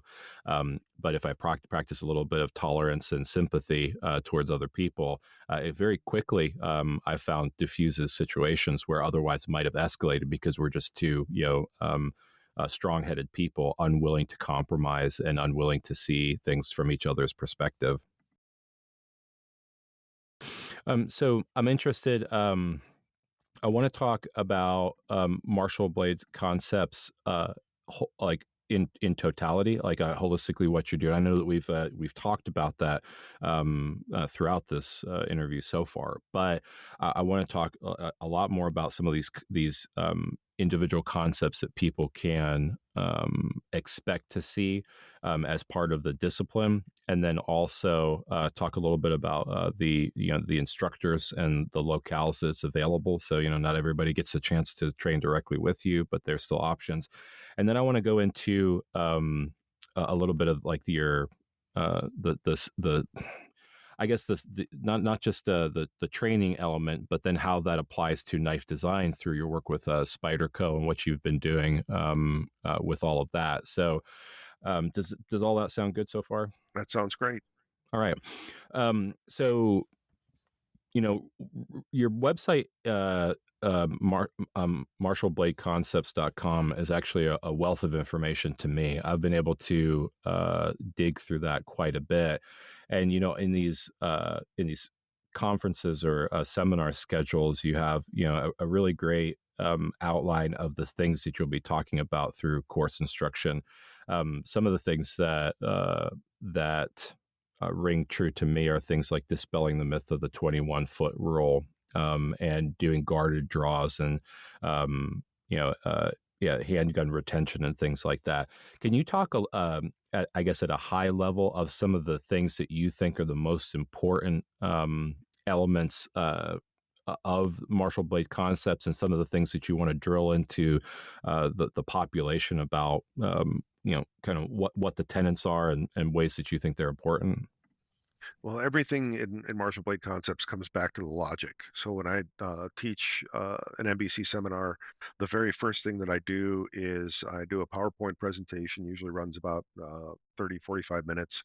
And what I do is I walk people through the logic of what we're going to do and essentially get them on board logically and philosophically first. A lot of times when people start to train, they'll get out there and start doing physical technique, and then you're trying to impart logic along the way. We try to really get people to understand the concepts. And the elements of logic, the key ones are, first of all, you're going to fight with the knife you actually carry. So it may be fun from a martial arts perspective to do, Bowie knife dueling, or to fight with, hey, let's play with wakizashi or tanto or something like that, or whatever martial artsy type edge weapon you might prefer. But the bottom line is you have to look at the legalities of what you can carry and the practicalities of what you can carry. And whatever you have in your pocket that is practical for you to carry and legal for you to carry based on the laws in your area and the areas where you travel, that's what you're going to fight with. So that becomes a huge defining factor. And we start with that because that should also define the limitations of all your tactics right from there. Once you understand you're going to fight with the knife you actually carry, then you have to quantify the destructive capacity of that knife. So what we do is we do a demonstration called Pork Man. With Pork Man, I take about a 5-pound pork tenderloin, butterfly it down the center, wrap it around a wooden dowel rod, tie it on with a bunch of butcher's twine, and then wrap it in about 30 layers of saran wrap. So what you have is something that is a good analog for something that's about the size of a human arm or the lower portion of the thigh. And then we cover that with denim. We take an actual carry knife, something with a reasonable size blade, say 3 to 3.5 inches, which is, again, from a legal standpoint, most of what you'll find across the U.S. would be a good baseline for what you can legally carry. And we actually cut that to show what type of damage you could cause so that people can see, okay, this knife with this blade size, as long as it has a good sharp blade and you're using, reasonably good technique, this is the amount of damage it can cause. And then what we do is we take that mental image and we start translating that to, okay, what if this were a human arm? What if this were a human leg? How would this translate? What depth of cut could we achieve? And then what are we trying to do? And we emphasize the next element of logic is that all self-defense is about stopping power. So the idea of lethality, we're not trying to kill the other person. We're justified in using lethal force because he's presented a lethal threat to us. That's what justifies us in drawing the knife in the first place. But the idea is not lethality, it's stopping power. You have to stop him as quickly and decisively as possible, because the longer you let him try to kill you, the more likely he'll be successful. So stopping power ends up being the key. So based on the elemental levels of, you're going to fight with the knife you actually carry, you understand its destructive capacity, you have to achieve stopping power, and the visual image that we've created with the cut on Porkman, then we dive into human anatomy. And we say that basically what you have to do is understand human anatomy and to take the first three elements of logic that we outlined and figure out how to make the human body stop reliably and effectively. So we dig into the details of what we call the three levels of stopping power in NBC. The first level is mechanical, which is basically the muscles and tendons, as I described a little bit earlier. The second level is neurological. So when you're cutting muscles and tendons, there's typically co-located nerves, and basically the nerves allow the brain to control the muscles. So the nerves are the wires, if you will, that connect them to those muscles. And once you cut the nerve, then the brain can no longer give the muscle stimulus, and the muscles are functionally crippled. And then the third level is blood loss, but we consider that very much to be an ancillary aspect. It's something that we have to acknowledge, and it's something that we also have to quantify simply because there are so many misconceptions about blood loss and stopping power. But essentially, we focus on the two most important levels of stopping power. Again, the mechanical or muscular aspect of it, and then the neurological aspect. And then what we do, when I do in-person training, one of the advantages I have is I have kind of a controlled environment, controlled audience. It's one thing, we'll have some people, the skeptics out there, who will look at the Porkman demonstration and say, well, yeah, that's not really a human arm. It's just a piece of pork, and it's not a good analog for that. First of all, I've spoken to medical professionals. I've had a lot of medical professionals, including trauma surgeons, who have taken NBC training, and I always will ask them, hey, if I'm off base on anything as far as my knowledge of um, anatomy, physiology, and also the mechanics of cutting human flesh, by all means, let me know. And the one comment they'll always make is the only difference between Porkman and an actual human limb, the primary difference is blood pressure, because it's no longer live meat. It no longer has blood pressure, blood coursing through it that creates basically a springiness to the tissue. But what I do when I actually have a captive audience, if you will, teaching a seminar, um, one of my students a number of years ago was a very high-speed tactical medic. So he basically taught SWAT medics, taught people who were in various tactical capacities, trauma medicine, so immediate aid, TCCS, tourniquet and blood or wound packing protocols and things like that. And every year when he would teach his biggest class, he would have a human cadaver to work with. And when he was done, he's like, this cadaver will be destroyed. It's already, we've used it for our applications for medical science. Is there anything that I can do to help support NBC's perspective? And I said, yeah, if you can do the same cuts that we do as far as our targeting, but do them on an actual human cadaver and then take photos to quantify that, that would help validate step two of the logic, quantifying the destructive capacity of your actual carry knife. So what I have are photos of the same types of cuts that we would do in our NBC tactics, the same cuts that we demonstrate on Porkman, but those actually done on various human cadavers to show that even with, with Porkman, you have basically contiguous muscle. When you look at all of the different tissues that are involved in the structure of a human arm, as far as tendons, muscles, ligaments, blood vessels, etc. Um, it shows that Porkman is indeed a very good analog as far as quantifying destructive capacity of a knife. Um, so that focus on stopping power and understanding human anatomy, that becomes another key element of the logic of NBC. And then finally, what we do is we focus on the idea that um, you're not going to be walking down the street with your knife in hand. You're not going to be carrying your knife as if you were a samurai drawing a sword. You're typically going to have a folding knife in your pocket. So the idea of having practical weapon deployment skills is also critical because you'll probably be attacked suddenly and unexpectedly if you had to defend yourself. Otherwise, again, you're relying on awareness, avoidance, de-escalation. But if you had to produce your knife quickly, you need to have the capability to draw it and open it quickly. And in many cases, what that means is you're going to have to use some type of empty hand skill to mitigate the threat, earn your draw, and then bring the knife into play. So those elements are not only the first things that people learn, but those are the things that we reinforce throughout the process of their training. So as we go through and we're learning various techniques, as we go through the techniques, we're reinforcing that and saying, okay, you're cutting here to achieve this. So we're, bringing them back to, yes, you can take a 3-inch blade and be able to cut this person's arm to the bone. What targets are you cutting? What physiological effect will severing those targets have? When we get to the point of learning weapon deployment and earning your draw, it's like, okay, you're being attacked. You need to mitigate the threat, do some empty hand stuff. You need to create distance, create safety. Now you need to get your knife out, get your knife open reliably. Now you need to, if necessary, progress to the point of using the knife as a defensive weapon and integrating all those skills into a smooth flow. So it becomes something that again, we lay the groundwork, we get people to wrap their heads around the key elements of that logic and how we approach the process.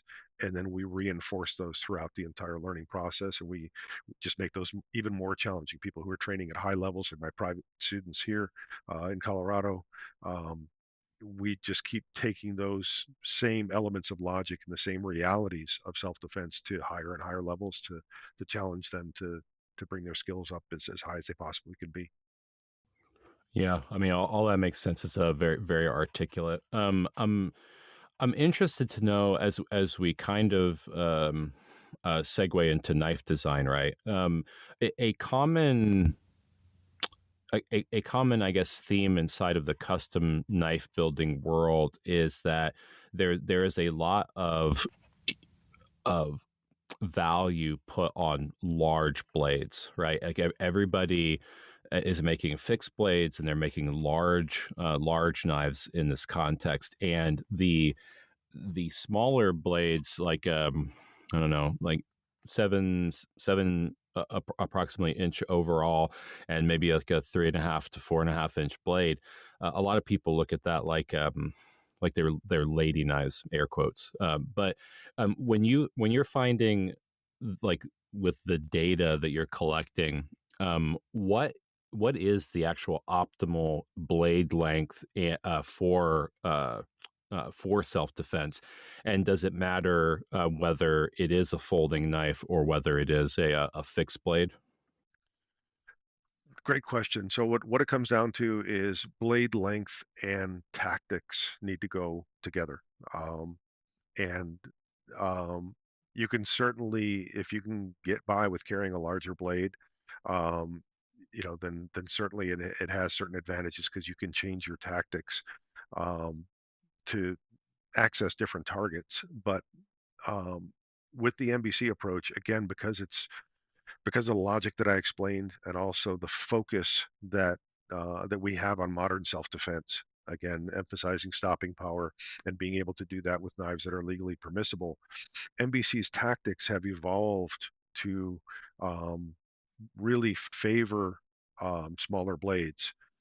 And when you get to a point of having a blade that is about, say, 5 to 6 inches or so, at that point, some of NBC's techniques actually are harder to perform because we cut, uh, we really focus on proper cutting mechanics. So when you think of cutting with a blade, with any blade, the most effective cut is going to be starting with the heel of the edge closest to the handle, and then using the full length of the edge as you apply constant pressure throughout the entire cut. So what that allows you to do, whatever you're cutting, you're starting the cut using the full length of the edge. So you're using, the maximum edge capacity, if you will. But also what you're doing is you're applying consistent pressure all the way to the tip. And what that does when you have a longer blade, we get used to cutting very efficiently with the heel of the edge and the first, say, 3 to 3.5 inches of blade. Once you get beyond that and you have a much longer blade, and we're used to cutting up close and cutting with really good leverage, you kind of finish your technique, but you haven't run out of blade yet. So it ends up kind of dragging and making the finish of the technique even a little bit more difficult. Um, and what you end up with, in my opinion, is kind of a no man's land when you look at um, blades that have long enough, that are long enough to offer chopping capability. So if you have a blade that once you're up around, say, 9 inches or so, um, what you can do is use the weight and momentum of the blade in most cases to be able to create kind of a ballistic cutting or chopping capability. When you get down, say, in that 5 to 7 inch range, the blade really isn't heavy enough to provide any chopping capability. And other than being able to thrust deeply, um, you end up with not any more cutting capability than what you would have with a blade that's 5 inches or less. So you get this kind of no man's land in the middle where it doesn't really accentuate uh, your tactics. And if you're using tactics, again, in NBC, we default to smaller knives by necessity. It just makes performing those techniques more difficult. So, to answer your question, what is the optimal blade length? If I could choose, I would say 3.5 to 4 inches would be what I would prefer for maximum efficiency in NBC techniques. But in Colorado, for example, I live here in Colorado, it's a 3.5 inch blade length limit. So when I designed the Yojimbo 2, I made sure that it was under 3.5 inches so I could carry it on a daily basis. When I travel to places like Boston and Chicago, what I use is essentially a customized version of the Yojimbo 2 I call the Chicago Jimbo. I ground the blade down to 2.5 inches to be compliant for Boston and Chicago because that is their legal blade length limits. The handle is exactly the same size. The blade started off the same length and I actually shortened it to be legally compliant. So that 2.5 inch blade length limit currently is the worst case scenario, if you will, as far as um, municipal laws in the United States. It's also the limit that you'll have if you're a federal employee working in a U.S. federal building. You'll be limited to 2.5 inches. So NBC technique has really kind of evolved around that as our worst case scenario. So our techniques will still work with that blade length limit. If you have a choice, I would say up to about 4 inches or so. Over that length, it actually makes our techniques a little bit harder to perform. Yeah, that makes sense. I want to go over real quick MBC instructor locales, right? Because I was looking on your website and you actually have a pretty impressive uh, roster of authorized MBC trainers. I'm surprised a little bit that the Texas market for instructors is located mostly in the DFW Metroplex area in Houston, but you have like a ton of instructors holistically across the United States, and then in 8 other countries, including Canada. I've been very fortunate that we've had a lot of people who have embraced NBC and sought out instructor certification. To be very honest with you, I'm currently in the process of going through the instructor locator. So first of all, for people who are looking for that, if you go to the NBC website, marshallbladeconcepts.com, and you look under instructors, you look for the instructor locator, and that is going to be your tool for finding somebody, hopefully in your area. Um, but what I'm doing is I'm actually going through and updating that to make sure that it focuses on people who are still active practitioners and active instructors of NBC. So one of the things, NBC always continues to evolve. I'm always trying to make it better, and we've had some significant evolutionary stuff. Actually, COVID, the whole COVID time frame, being locked down, kind of forced me to backtrack and go through the entire NBC system from start to finish, and figure out what holes were in it, what inconsistencies it might have had, and really try to fine tune it and bring it up to speed. Also, during that time, I had a lot of students that I worked with by Zoom, and it forced me to be a better instructor as far as explaining structure and explaining the details of what we do. And that led to a lot of refinements in the system. So, what that means is some of the instructors who became instructors before we had that refinement, they're not fully up to speed. And if they haven't remained active in the NBC system, if they haven't trained with me through a seminar or come to my annual Marshall Blade Camp or worked with me through the distance learning program or online private training or anything of that nature, that means that they're behind the curve as far as the currency of their knowledge. And because of that, they are not going to be recommended sources of NBC until they catch up. Which is again one of the big differences we have with the NBC system versus a lot of traditional martial arts. Traditional martial arts, once you get your black belt, you're an instructor and you're good to go forever. There is no ongoing training. There is no ongoing requirement to be able to maintain that qualification. That's not the way it works with NBC. So when people are looking for NBC instructors, first of all, we have different levels of instructor. We start off at the very bottom level with study group leader. And what that means is it's somebody who has done hands-on training with me.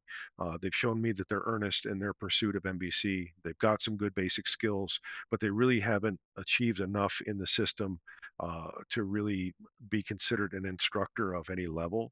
They are still a student. They just happen to be a more advanced student.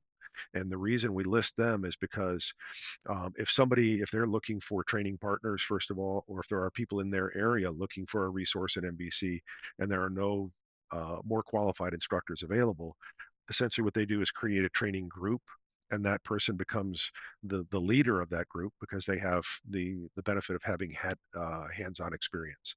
So that's the kind of the lowest, the first level of instructor, or authorized trainer, as we call it. The next one would be an affiliate instructor. And an affiliate instructor could be somebody who is an instructor of another martial art. So they have experience working with students and teaching students, and they have also trained with me enough to where they've developed a really solid understanding of NBC and a good solid skill set in NBC. So they have some skills as an instructor, really good basis in NBC. So recognizing them as an affiliate instructor, and that allows them to teach more actively at a higher level than a study group leader would.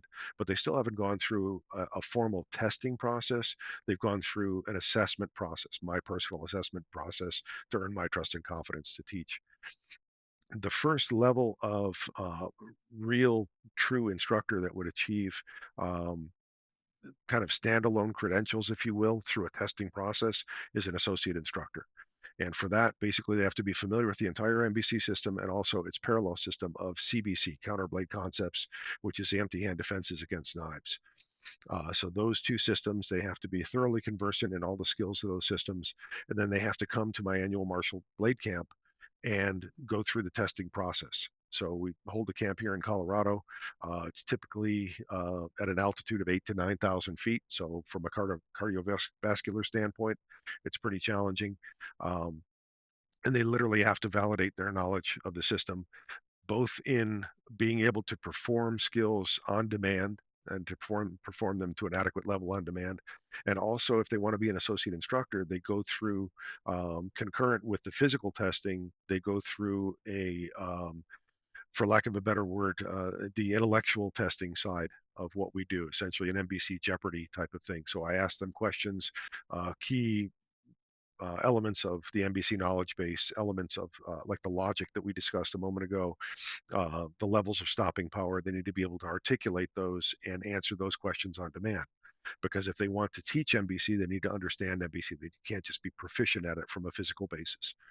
And sometimes what we'll have is people who aspire to be an associate instructor who will go through the testing process, perform well physically, but don't perform well from the intellectual side.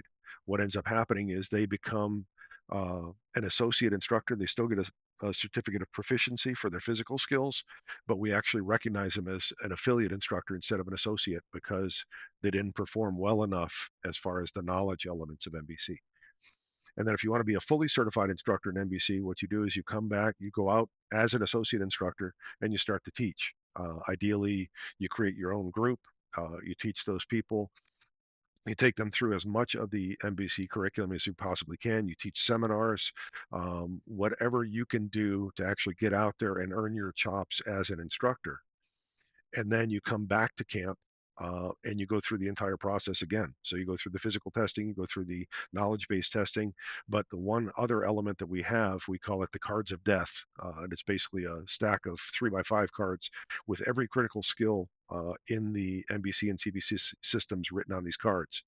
I shuffle the cards, you pick a card, and on demand, you have to teach a block of instruction on that particular skill, and then be critiqued by your peers. So you're teaching in front of a group of about 100 people, and you're also being of that 100 people being critiqued by typically 20 to 30 instructors who are going to just tear you apart as far as your presentation of that particular skill. So it really challenges people at a very high level. If you want to be a fully certified instructor in NBC, you have to be serious about your desire to teach, and you have to have the capability to teach well. Yeah, that all makes perfect sense. I mean, my like the context that I get from your website and then from your explanation is just that in order to convey knowledge, you have to you have to understand the importance of it, and you have to be very committed towards teaching it. And I think that that's a very important component of education, is to really be passionate and to be a practitioner of that knowledge. Otherwise, it really is just theory. Well, it's, there's the old cliche of those who know do, those who can't teach. Well, the question becomes what happens when the do is to teach? So when the what you're trying to accomplish is to convey knowledge to somebody else and allow them to develop skill. So what you'll find in a lot of martial arts, um, it's interesting because I've seen when I was very interested in the martial art of pencak silat, Indonesian martial arts, and I would see videos of particular instructors teaching forms. And what they would do is they would stand in the middle of a group of students. They would do the form, and you'd see these students trying to mimic what's going on as the form is being presented. And in some cases, they're turning, so they're looking over their shoulder, trying to see what's going on. And it literally became an exercise in mimicry, and it really quickly, in my opinion, defines visual learners. So you'll have some people who have a knack for learning visually. They'll see somebody do something and they'll be, kind of looking at it, analyzing it, and they can replicate the movement because they have that innate capability. And it's just the way they're built, the way their brain works. And that's one group of people. You'll have auditory learners. So with an auditory learner, you can explain to them, as long as you articulate it well, okay, what I need you to do, your forearm needs to be perpendicular to your elbow. That needs to be a 90-degree angle, and your forearm needs to be parallel to the ground. And, you need to lunge forward, have, 1.5 shoulder width between your feet, with your left foot forward, doing a lunging position. And you can walk through that description, and they listen to it, they visualize it, and they do it perfectly. They may not be able to do it just by watching it, but once you give them key performance characteristics of what you're trying to accomplish, they do it perfectly. Then you have people who are kinesthetic learners. And the kinesthetic learners are the hardest because they have to feel what it feels like. They have to basically have that body sensation, the proprioception of, okay, this is what I'm feeling when I do this thing right. and they literally have to, in many cases, kind of pose them into position. And they're the hardest ones to teach. And being able to teach these different types of learners, being able to teach people of different sizes and physical attributes, being able to have a critical eye so that when somebody's doing something wrong, you can make appropriate corrections and not just, well, you're doing it wrong, do it like this. And then you show it, you assume that they're going to be a visual learner. Those are all the hallmarks of a real teacher. So it's not just getting out there and saying, okay, I'm going to show you how to do this, do it like this, I'll be back in 10 minutes. Um, you really need to empower people to learn. And that is its own skill. That's why we have the associate instructor and then we have the certified instructor. And the number of people who go from associate to certified is very small because very few people can make that leap to where they actually become good instructors. They are okay at it. They definitely have the physical skills. They can be helpful, but when you ask them, I'll do exercises with my instructors where it'll be, okay, we're gonna have two guys do some stuff. Oh, stop. Okay, this guy just made a mistake. What was it? And they didn't see it. They didn't have that perceptual ability to identify what that is. If they can't see it, they can't fix it. I may point out what the problem is, and then I'll say, okay, go over there and give them correction. And I'll watch their performance when they're trying to correct somebody. And if they can't articulate it well, if they can't demonstrate it well, if they can't present it in such a way that empowers the student to fix his technique, they're not good teachers and they're not going to become fully certified instructors in MBC. Yeah, I'm reminded. So when I was a kid, I went through Shitorio, and there is a completely different dynamic for teaching youngsters than there is adults in a lot of ways, because I think you can condense down certain concepts or core concepts, and kids could pick up on those pretty easy. But then I had left my dojo for quite a few years, and then came back as a young adult. And I am the last type. I mean, a kinesthetic learner. I really do find that I have to understand from a logic and conceptual basis, but then applying that through physiological means and everything in order to understand certain types of concepts well. I mean, you're right. I have to feel it, right? And my sensei uh, pulled me aside one time and he said, I don't know that you have a knack for this, for the adult, side of Shitoryu, but I will tell you that you try hard, right? And it's like you're going to have to put in 10 times as much effort to get the same thing that other people do intuitively. And right, wrong, or indifferent, I took that two ways. One is that he did identify that, like, the kind of learner that I am, and told me kind of a route to get to the knowledge set that I was looking for, but then really didn't try very hard to work with me personally, or set me with somebody who could understand that. And I ended up just leaving after a while. I was like, okay, well, it's just not for me. And so a lot of my technique and a lot of my self-defense journey has been very biased, because now it's just specific to me, because I haven't found appropriate teachers that are willing to work with my style of learning. And that's kind of plagued me or empowered me to really find my own path, is probably what it's done. But I also understand now that there are certain things in my life that I have to spend a lot more effort to do if I want to do it well. Whereas in other ways, I'm very naturally adept at certain things. When it comes to like physical motion and uh, and the martial arts especially, I have to go through a lot of trial and error in order to get to my final form. And I honestly believe that, you know, you're very articulate. So I believe that you may have categorized yourself as a kinesthetic learner. I think if you had received appropriate instruction, that the elements of kinesthetic learning and then also the auditory learning would probably help a lot. Um, and I kind of break down those three categories as, these are the three types. We're not always exclusively one or the other. We're typically combinations thereof. But what it comes down to is a good instructor who really wants to cater to the individual needs of a student and really, empower all the students to learn, is to be sensitive to that. And in my opinion, you see it very positively, and I think that's great that he did you a service by saying, hey, I'm going to call you aside and essentially call you out that this is going to be hard for you. Um, but the greater good would have been for him to then say, okay, when you're learning stuff, how does it come easiest to you? What works best for you? So, like, if you read a description of something, or if somebody explains it to you really well, does that help? Do you need to see it? Do you need to see it maybe over my shoulder so that you have a first person perspective and it's easier for you to relate left and right side? Um, would it help instead of just stuff on the floor, and here's a nice shiny dojo floor or a mat or whatever it is, if I put down, footprints, so if you're stepping from here to here, to give you physical landmarks to work with, stepping stones to work with, would that help?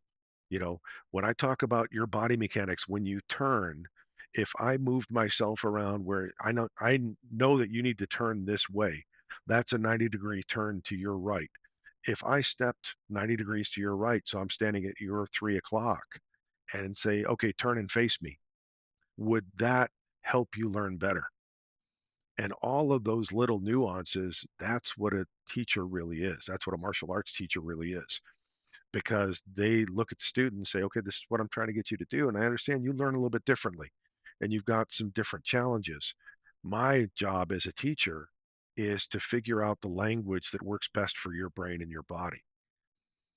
And that's what's missing from most martial arts teaching. Most of it is simply, you know, hey, get good at this stuff. You've got a black belt and now you're a teacher. And people just have no ability how to, they're never taught how to convey information.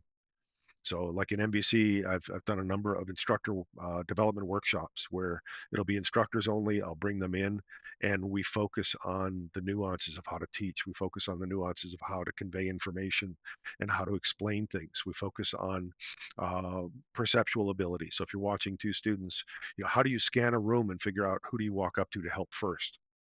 All of those things that really good teachers in any kind of physical discipline, they in some cases they do it intuitively. The trick is to make that intuition um, articulable so that you can convey that to people who don't do it intuitively. You want to be a good instructor? Okay, great.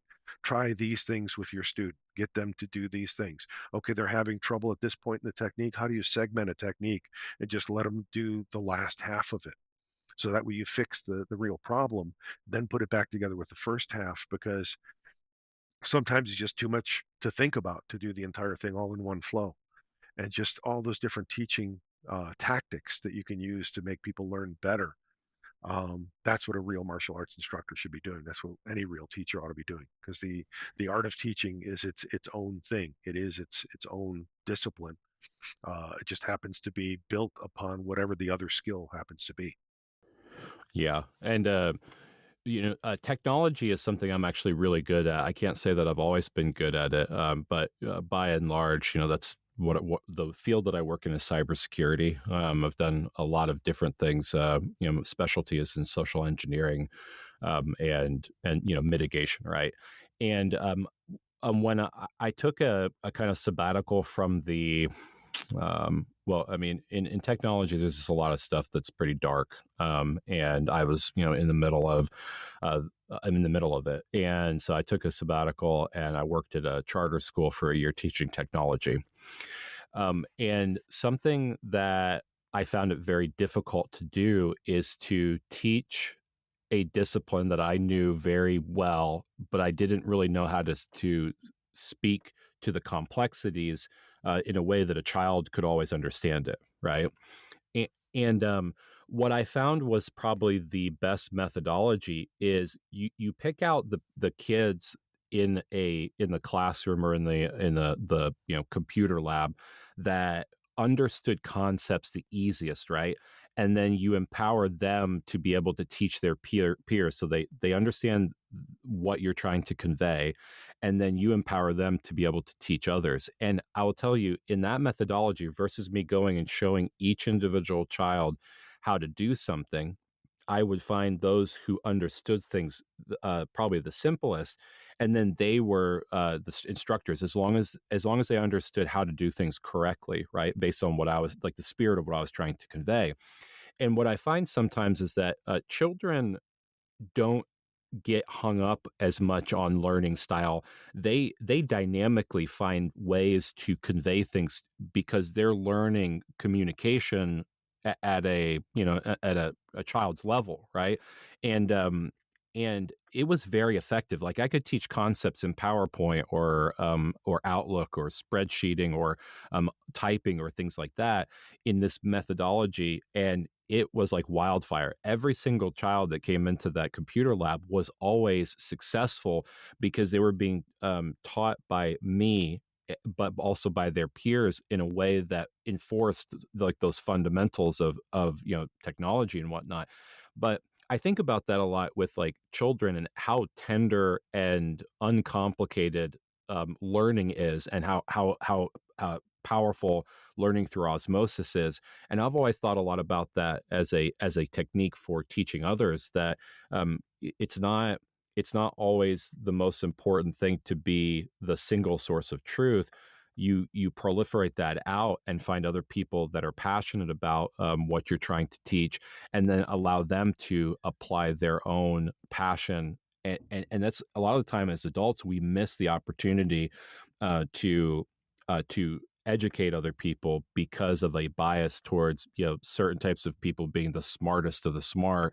And then, for me, my sensei thought I was like, handicapped, like mentally challenged in some way. He couldn't teach me anything, and so I had to take that on the chin and just figure out, how do I think about life differently, which, in some ways has been good, and in other ways it's kind of been a handicapped, until I could, get my mind around how I can get away from that bias.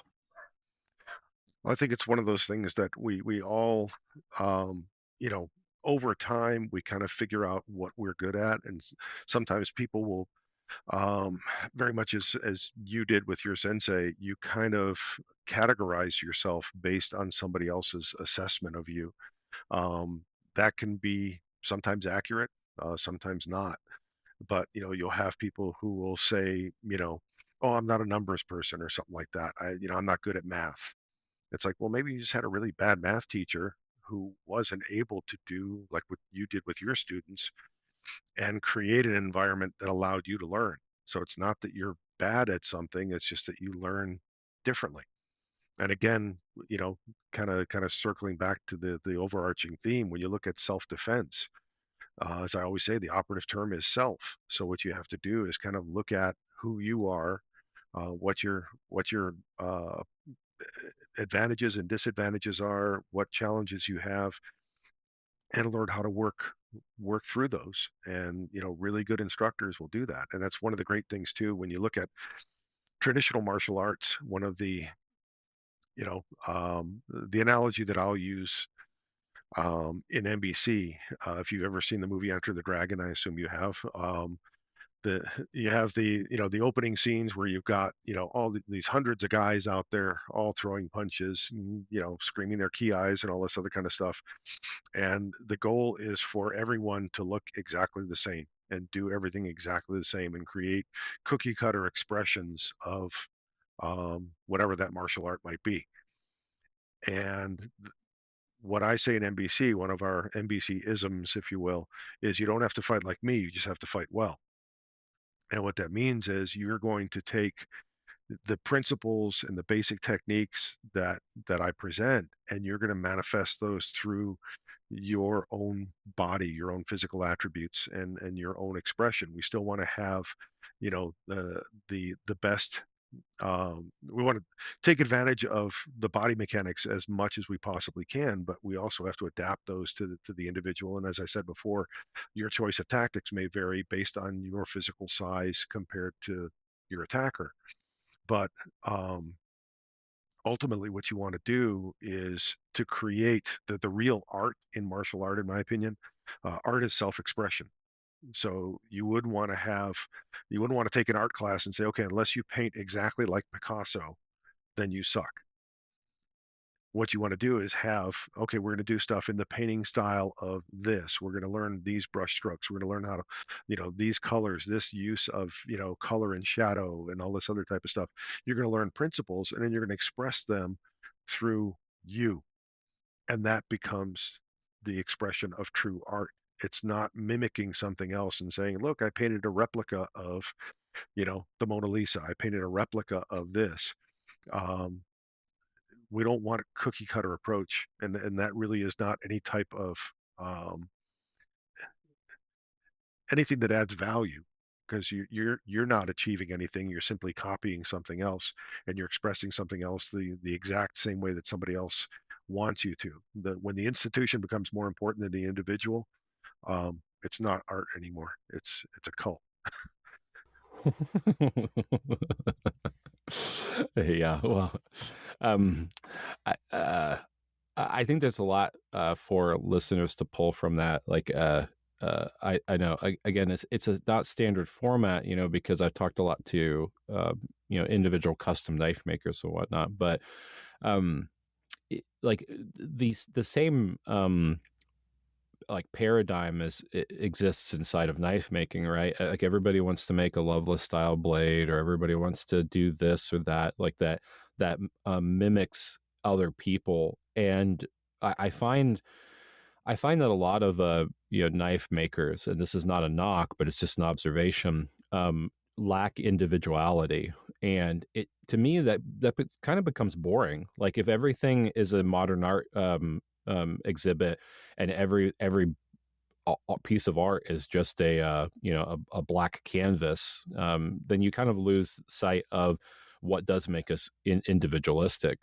And that's something that I really like. I like the enrichment of life when it becomes complex, because you are the thing that I'm interested in, not you doing something in a certain style that is just that other person's style or whatever, but really applying your own self to technique and execution and whatnot. That's where I really see that people flourish, is when they get to a place where they do have an artistic eye and can create things that are, they're just not presented to the world in the way that you can do that thing. And that's something that I really admire, and it's the one thing that I really try to nurture in people is, do your own thing and be interesting, I guess, is the analogy I would make. Yeah, and to circle back just for a moment, when I said as far as like the cookie cutter approach, if you're doing like if you went to a martial arts tournament and you were doing a kata competition, you are being judged based on the aesthetic and technical execution of a particular form. That's great. Okay. It doesn't mean you can fight for shit. It means that you can express that particular form and do it in a technically accurate way where everyone agrees, yeah, that's what it's supposed to look like. Okay, you can consider that an execution of art. Um, but when it comes to that from a martial art standpoint, where the ultimate goal should be not, hey, how do I look, but this guy tried to attack me and I stopped him. That's the outcome based function that we're looking at. Okay. When we take that to the knife side of things, I agree that there's a lack of individuality. What I see, I'm old school. I've been collecting knives my whole life and everything, and I also have huge respect for um, the history behind the knife industry. And it's one of the reasons why I love Matt Martin and Vehement Knives and everything, because he's a younger guy who gets the tradition, gets the iconic designs and everything. So what you have, he's actually, I think, a great example of walking the perfect line between tradition and your own style. Because what you can have with a knife maker, you have the technical execution of something. So he's a craftsman. Okay, so he's going to take raw materials, he's going to craft a knife, and the form of that knife, you can judge it based on the design itself, and then you can also judge it based on the technical execution of all the elements. So again, when you look at a vehement knife or something like that, and you see, wow, this thing has a perfect silver solder bead where the guard is soldered onto the blade. That's beautiful craftsmanship, and that's old school craftsmanship that, Lovelace would have done something like that. Bob Terzola is capable of doing stuff like that. When you go back to all the classic knife makers and stuff, that would be one of the things that you would look for. You look at the grind lines, you look at the polish, you look at all those technical elements, and you can say this guy's a real craftsman. If you had a brand new knife maker who set out and said, "Hey, I'm going to make a knife," and he gets all that stuff right, he's an exceptional artist. You'd have to look at the functional elements too, as far as like, heat treat and everything of that nature. But he could have something that is technically perfect. But then you ask him, it's like, so what's this design? Oh, this is my own design. And it's like, no, that's a Loveless drop point hunter, or that's a Loveless big bear, or that's, uh, whatever design you might want to, classic design that somebody who has any concept of knife history should know and appreciate. But when you have somebody who lacks that depth of knowledge and they're like, well, no, I designed this and I invented it. Stop. Okay. Get some historical perspective. Okay. So and it may have been, this was an independent thought. It doesn't mean you were the first one to think of it. And if you want to be a knife maker, you have a duty to the knife making community and to your customers to be educated concerning the history of your craft. So I see it, knife makers not only as, okay, you can have somebody who's an exceptional craftsman and executes the technical side of it. It's just like somebody who does a perfect shitoro kata, and it's like guy got out there and he did it perfect. It looked great, but he doesn't know what he's doing, and he doesn't know where it came from, and he doesn't know the history of this design, and he doesn't appreciate the um, the history that led up to this iconic form. Does that make sense? Oh yeah, absolutely. And yeah, I think that I've talked about this previously too. Is that there is an awful lot of the industry that is rampant with plagiarism, but in an ignorant sense, right? And what I've talked a lot about is design provenance, right? I mean, you have people who are let's just say pocket knives and slip joints or whatever. You know, the idea of liner locks have been around for a long time. Neil Punchard, I had him on the podcast, and we were talking about early examples in Sheffield of this. Sometimes I think dating back to like the 1700s or something like that, right?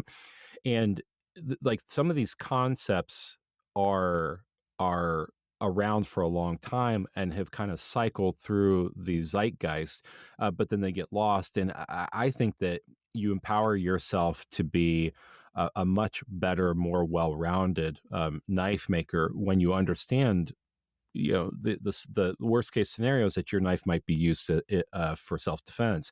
The mechanisms that you use might have it might lend themselves to certain types of uses more than others, like the design and all of these components kind of roll into the more sophisticated you are in how you perceive the world, the I guess the more agile you are, and the more perceptive you are about ways that they might not be used for a certain purpose.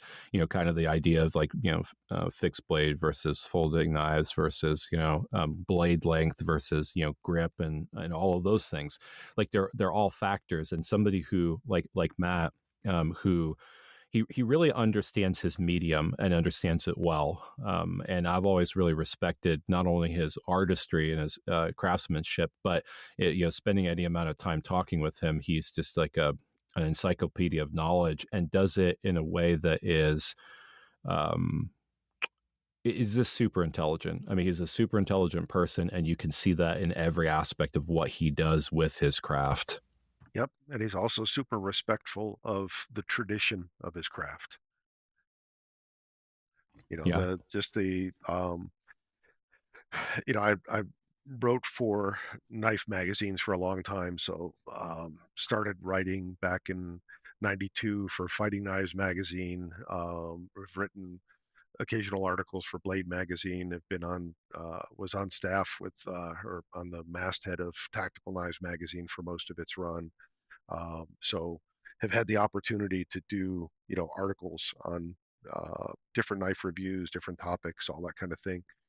And throughout that whole process, you get to interview up and coming makers, and it was always for me really gratifying and really reassuring when you'd have a guy who's like brand new to knife making, and he's like, hey, I've been doing this thing for 2 years or whatever, and I'm still a part-time maker, and I'm trying to cut my teeth and do this, and I'm really stoked to have somebody writing an article about one of my knives and doing a review. And I'm like, okay, well, who are your influences? It's like, well, I read this classic book and everything, and I was really taken with Bob Lovelace's designs. But then I saw some stuff like Jody Sampson, and looking at his Weehawk design, and you start to hear some of these things where this guy did his homework. He's actually done enough research to see who came before him, what they accomplished, why they thought that the way they did, and then he wanted to take that and say, okay, I want to run with that knowledge and then make it my own and try to make my own mark. I love that. On the flip side, you would have people who were like, oh yeah, I invented this, and it's like, no, you didn't. And it's like, that design has been around for a long time. Have you ever heard of so and so? Well, no. I remember interviewing one guy. He had a round hole in the blade for the index finger, and he's like, yeah, I came up with this design because it makes it more secure and everything. And it's like, you ever heard of Fred Parent? No. Who's that? I'm like, well, 25 years before you did, he came up with that, and it's kind of an iconic element of his Le Griffe design, as well as a number of his other designs. And that, he's licensed that to other, to factory companies and everything who have also produced it.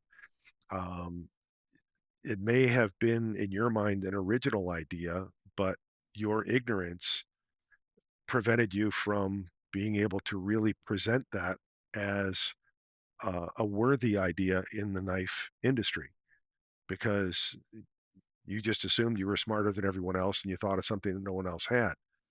That's ignorant and arrogant versus insightful and historically aware. Yeah. Yeah, I agree. And I'm guilty of that to some extent too. Not in, as in like I don't really believe there's a lot of original thought out there. But sometimes, like as a maker, you create things um, based on like a perception of what doesn't exist. Like what do you not see in the industry too much, or pulling from like historical records and saying, hey, like there was a point in time where scalpels were part of like the cutlery industry holistically, but mostly in a surgical sense. I've developed off of some older makers a kind of a new approach to certain scalpel designs. They're very useful inside of breaking down animals and things, and I've kind of proliferated that, and I see a lot more of that today than I did 5-6 years ago when I started doing it. Now, do I think that I'm like the first that created scalpels? No, I pulled from like Clay Galt and Martin Pullen, who are early knife makers guild members and makers from the 70s and whatnot. Do I think that I actually created a design? No, but there are some ideas that when you proliferate them and you do a good job of executing them, then other people kind of not bite, but attach onto that and start creating their own renditions of it. And it's interesting where you see that in this never-ending circle of ideas being re bubbled up and recycled, how in your immediate circles sometimes you see the people take ideas, but are really kind of unwilling to give attribution. Like I've always thought, hey, I have no problem talking about my influences in certain knife designs being from Claygall or Martin Pullen or Loveless or things like that. It doesn't hurt my ego to say that they had a good idea and made it great, and I'm just taking ideas from them. But attribution is a really difficult thing for some people. They're very stingy with being willing to like credit somebody else for ideas when we all know that those ideas are very much not original. Yep, that's true. And I think um, one of the greatest attributes of any artist is humility. Um, so when you have somebody you can be proud of your work and proud of what you do, but at the same time, when you're humble enough to acknowledge your influences and your inspirations, it makes you a lot more human. And it also, um, I think, makes people appreciate your craft even more because you don't come off as being arrogant. You don't come off as being a know-it-all. And I mean, even if you honestly believe, hey, I think this is a new idea. I don't know of anyone who's ever done this before. It's all in the way you phrase it. I don't know of anyone who's ever done this before. I've done some research, I've read some books. I can't find any references to it. So it may have been done, but I think I'm the first. That's all you really need. I mean, it's not that hard.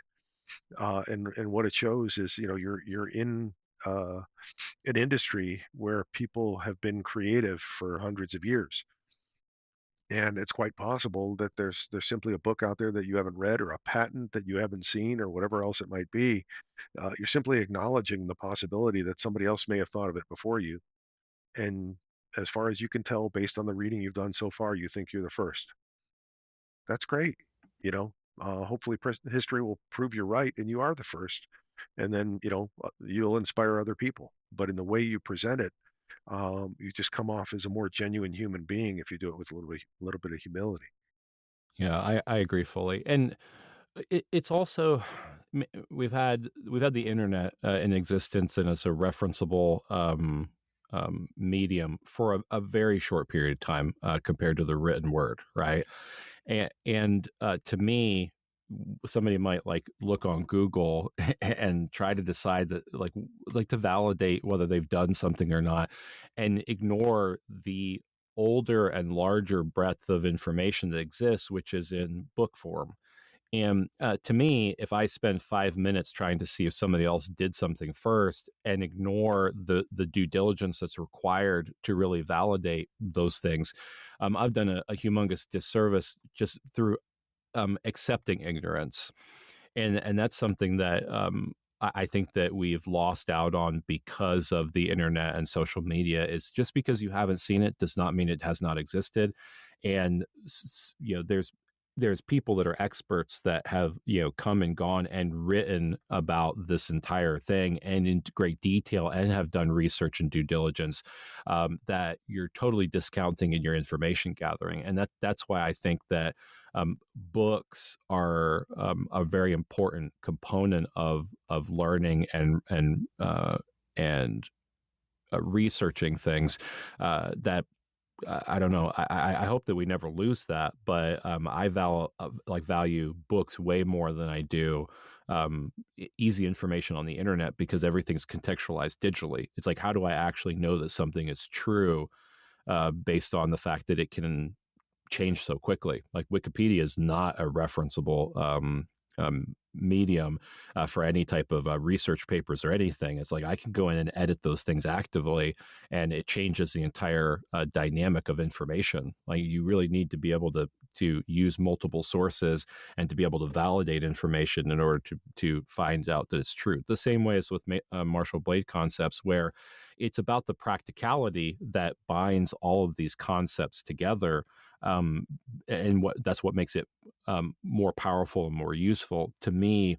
The fact that you've been able to balance that out with literature and the practical side of the application is a strong value proposition towards its authenticity.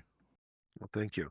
And I agree completely. As you were saying that, I'm in my home office looking up at my bookshelf, which is it's actually an industrial bookshelf from Home Depot that I converted into a bookshelf. So I've got a pretty good sized library of probably I'd guess 12 to 1500 books. Um, and yeah, I reference them all the time. Um, and it's also when you look at um,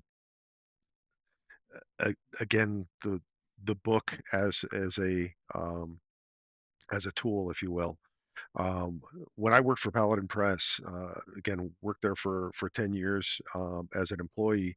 Prior to that, had authored several books for them before I applied to work for them. And going through the process of becoming an author or querying a magazine to write an article, um, as as a writer, you wanted to have your stuff wired tight. And if you submitted something where you had an editor on the other end who looked at it and said, this isn't very well written, it's not an original idea, it's not a compelling idea. No, when you get that rejection, what you realize is, um, hey, I thought I had a good idea, and somebody else who is in a position to make a critical decision said it wasn't. Um, to become a writer back then, you had to work hard. And you had to come up with original ideas. You had to present stuff well. You had to write well. You had to be articulate.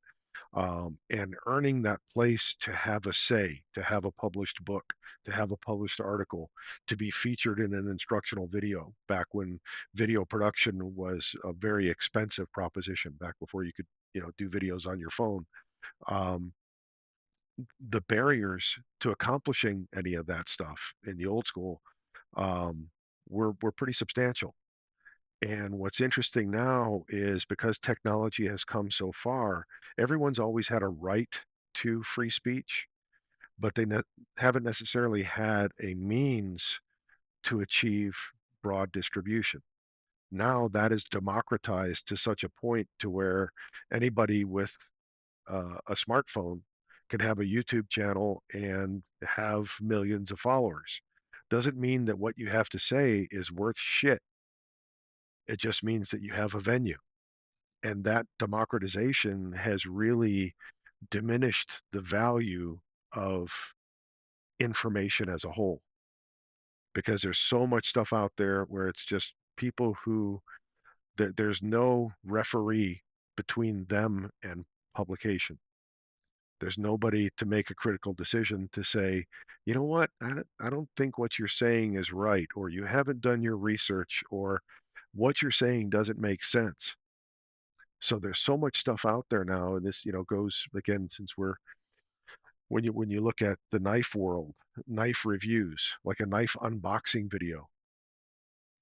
In my opinion, if your only skill set is to press record and open a box, I don't really care what you have to say.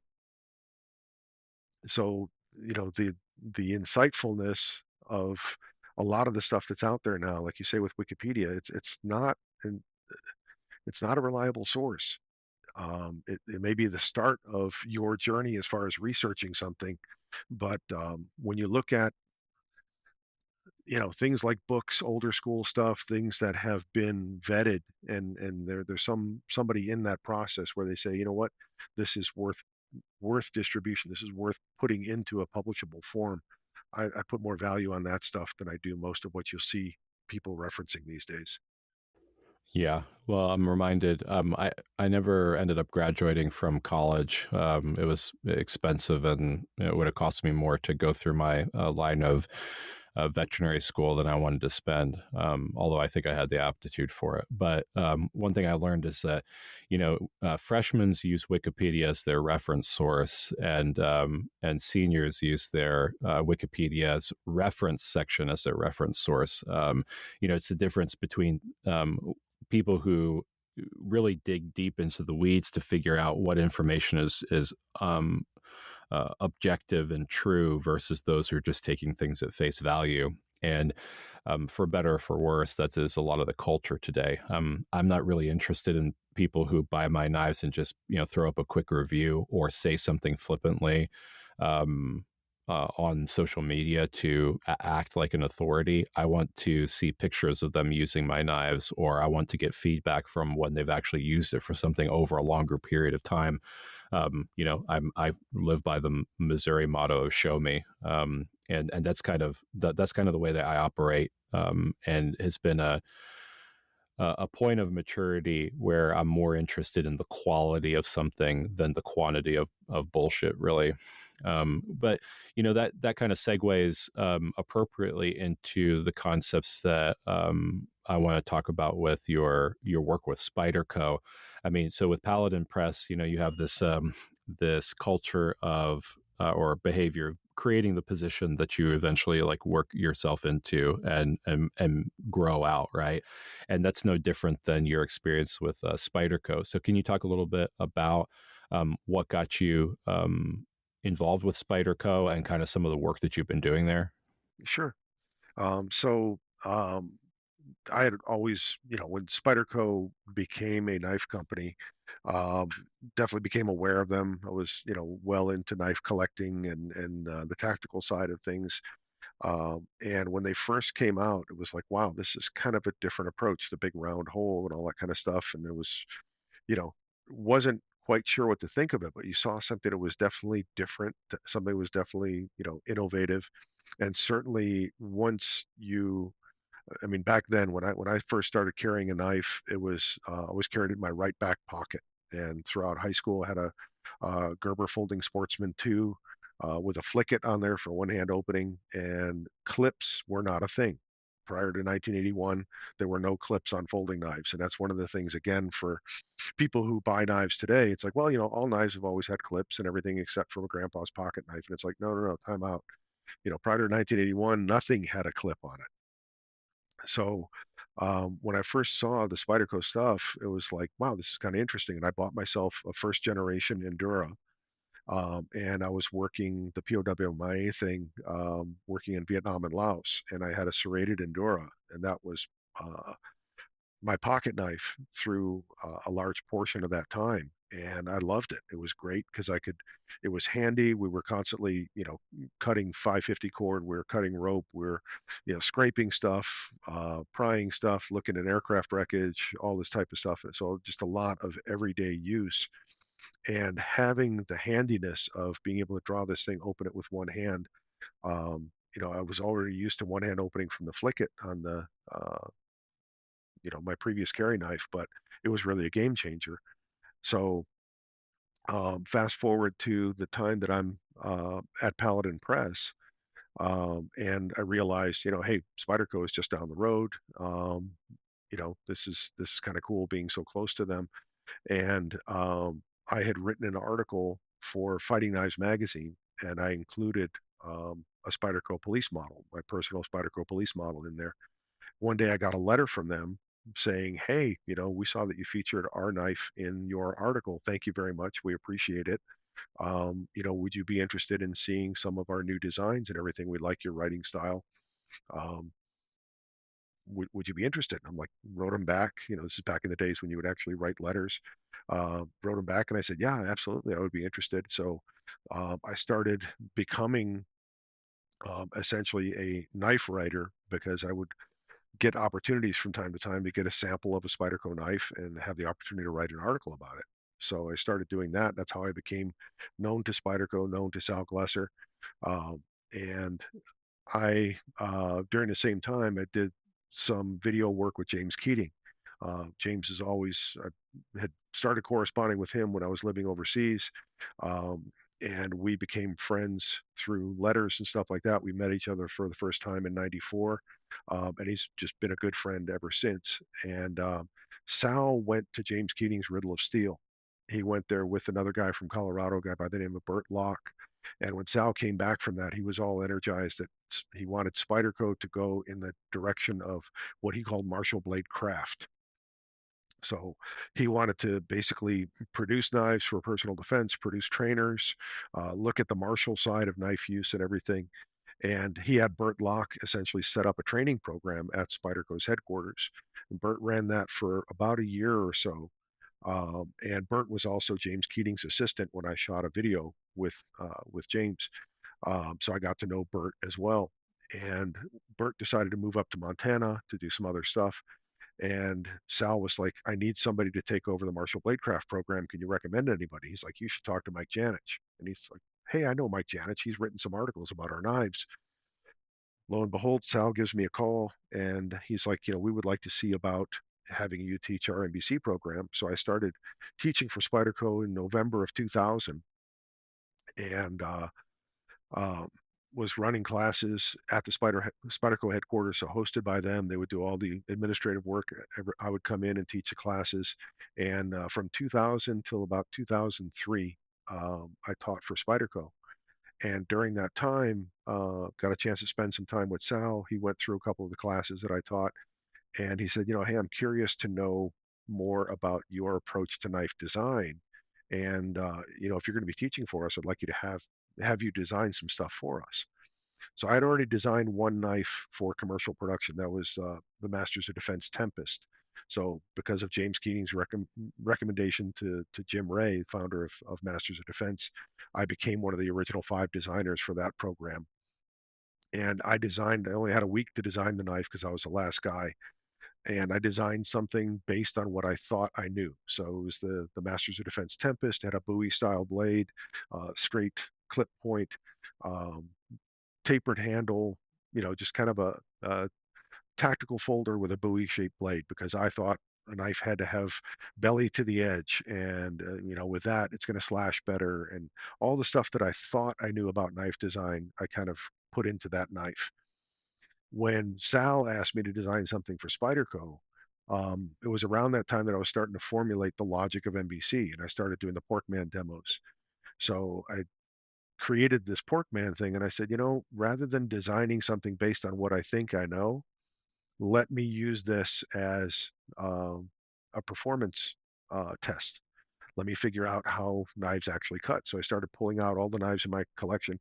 Ate a lot of pork during that time. Did a bunch of pulled pork and various pork dishes because I'd roll a pork man, cut it up, take photos, take notes and everything, and then throw it into the smoker or throw it on the grill. Um, but what I found was that the knives that cut best were actually 2 Frank Senafani designs that were produced by Spyderco.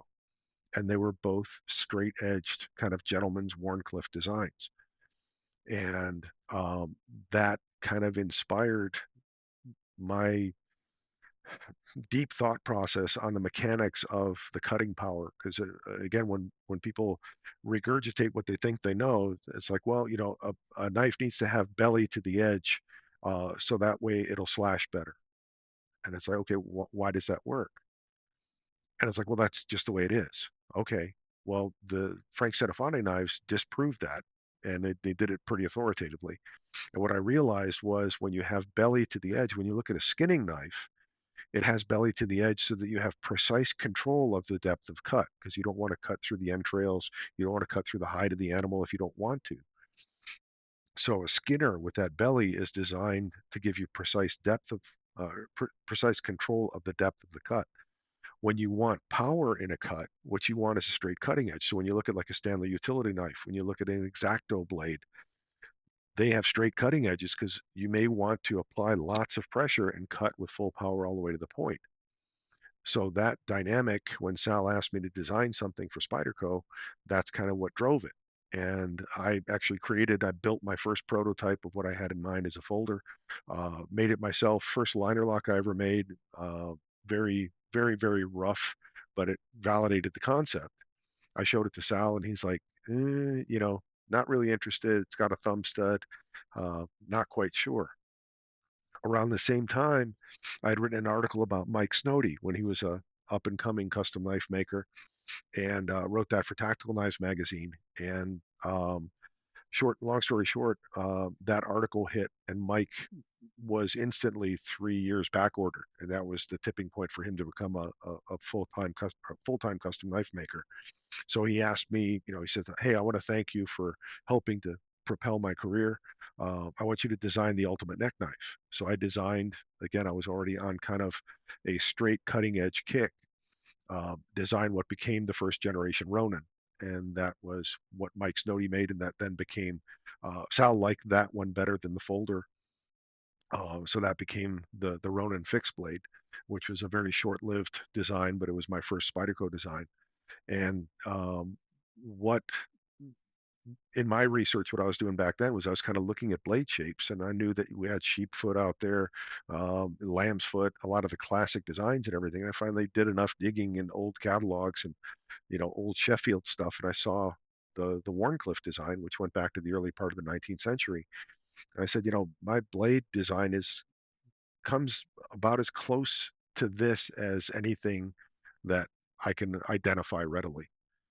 I did more of a faceted back to it instead of a long sweeping curve. But I said, this is kind of a Warncliffe design. It's a little bit more tactically oriented. So kind of in loose terms, a tactical Warncliffe, but still categorized it as a Warncliffe. Um, Ultimately, Spyderco produced my folder as well. That became the first generation Yojimbo. And those knives, to Spyderco's credit, they were willing to go out on a limb and produce something that was very different from what was out there at the time. But they were not commercially successful. They were not immediately embraced by the world, and they had a fairly short uh, lifespan as far as being commercial products, just because people didn't get it. Um, as I started teaching NBC more and more, as I started kind of coining the term tactical Warncliffe and talking about the performance characteristics of it, um, the word started to spread a little bit. Certainly, anyone who saw a Porkman demonstration and saw the difference between a Bowie style blade and a Warncliffe style blade, um, they got it and they started to embrace the idea. But that was really kind of the start of my relationship with Spyderco. And again, I taught for them from 2000 to 2004. At that time, I went to work for Blackhawk Products Group. So they had purchased Masters of Defense. Jim Ray was looking to retire. He wanted to have somebody who would take over. Initially, wanted somebody who would design knives for the company, and then who would ultimately take over his position so he could retire. So since I went to work for Blackhawk, I told Sal, "Hey, I'm going to be working for a competing knife company. I would certainly like to remain friends, but because we're going to be competitors in the market, um, I'd like to, no longer teach for Spyderco." And by that time, I was already teaching seminars on the road as well. So I changed the name of Marshall Blade Craft to Marshall Blade Concepts, still retain the MBC acronym. Went to work for Blackhawk and continued to kind of pursue my proselytization of the Warncliffe design through a lot of the designs that I did with Blackhawk. Um, Blackhawk, I worked for them from 2004 to 2009. 2009, I realized that what they were trying to do was build the company to be able to sell it, which is exactly what they did. Before they did that, all of us in middle management were kicked to the curb kind of unceremoniously. So I was looking for a job, went back to Sal, went back to Spyderco, and I said, "Hey, I'm looking for a full-time opportunity. Would you happen to have anything?" And they said, "No, we don't have any jobs, but you're kind of unique in this industry, and we do have an appreciation for who you are from the time that we worked together on the NBC program. Why don't you come in for an interview and we'll see if we can't figure something out?" So went in, did a formal interview, and at the end of the interview, they created a position for me. So I became the special projects coordinator for Spyderco, which I've been doing for 14 years. It's a purposely ambiguous term, which allows me to wear lots of hats and do lots of cool things for Spyderco without really having to pin down what I do too specifically. Yeah, I like ambiguous job titles like that because I've never, in any company I've worked for, I don't think I've ever liked to be tied down to one title or one job position either. To me, it's boring. Like if I just do one thing over and over again, to me, it's like the worst things that I hate out of corporate work and whatnot. I like to be dynamic in what I think about, but um, that's really cool to me, especially as we talk about like Warncliffe design. You know, going back to the curved blade versus a straight edge, right? One thing that I think about, because done a lot of hunting at this point, is the curved blade. In not only is it depth of cut, but it's also motion, right? Because if I'm skinning something, I'm worried about pelt. I'm worried about puncturing intestines and things like that. But I'm also looking at the endurance of cut, because sometimes in larger game, it's not a few slices and you're done. It's like you're spending like 30, 45 minutes of rigorous activity to try to clean something. And it makes a lot of sense that that curvature follows the motion that your arm and your wrist naturally follows in order to efficiently clean something. But I've always preferred, for a lot of purposes, the worn clef or straight blade type of pattern, because to me, not only is it easier to sharpen, but I also am able to apply, force regardless of where it's situated on the blade edge, and do that efficiently as well. So, I mean, I think that the practicality of how certain knife profiles work, whether it's the normal clip point or drop point or spear point or dagger or American Tonto style, or things like that, that it's important to understand its use case in order to be able to decide on how efficient it is at that thing. And you drawing that corollary to your pork man on cutting edge and efficiency of cut, to me is a higher order thinking. Well, it's, as you say, anyone who actually uses a knife, you have more appreciation for somebody who would take one of your knives and use it for a prolonged period of time, for them to have an educated opinion. That's exactly what it comes down to. So when you look at critical thinking, um, especially when it comes to self-defense, what I was looking at is, okay, I kind of had the elemental elements of the NBC logic at that point. It's like, okay, I'm going to fight with the knife I actually carry. And I'm not going, unlike skinning an animal where I can kind of take my time to do whatever I'm doing in a defensive situation, my cut's not going to be perfect. It may be something where, everything is happening so dynamically that I can't guarantee perfect technique, perfect engagement. I can't know that, I'm going to engage with the heel first and cut all the way to the tip or anything like that. I don't have control over those dynamics. So, with all that stuff in mind, I looked at it and said, okay, no matter where this hits on the edge, it's still going to cut with full power all the way to the tip. So it becomes a naturally forgiving element that allows me to achieve the end goal, even if the dynamics of the situation make my technique imperfect. And it's like any other blade design. What you're doing is you're saying, okay, in this context, what attributes should this blade have to create the performance characteristics that are necessary for that context? And it's understanding those different contexts and realizing also there is no one size fits all. There is no one knife that does everything. If you try to design it to do everything, it's going to be, you know, an abomination. You need to have some degree of specialization, or what you need to realize is the more generic you make it, the less the less good it's going to be at specific tasks. It may do all things fairly well, but it's not going to do everything extremely well. And that, again, is why we have all the different blade shapes and everything. That's why they've evolved over time. And that's why, astute knife users understand, okay, for this job, that would be the best blade shape. For this job, that would be the best blade shape. And that depth of knowledge and sensitivity to different blade designs, that's what really marks, again, somebody who's astute as far as their knowledge of knives. Oh yeah, I mean, one really good litmus test for how good you are to communicating purpose in blade profile and everything is knife shows. What I found in the plethora of knife designs that I make is that there's always the inevitable, very basic understanding of knives. Like, this is a knife, but what makes this knife different than any cutlery that I use? Like, what? And they'll pick up a knife and say, "What is this for?" And there's a certain portion of me that, eye roll is not the right word, but I get this like maybe 80% of the time. An average an average person at a knife show has very little understanding of why they're actually there.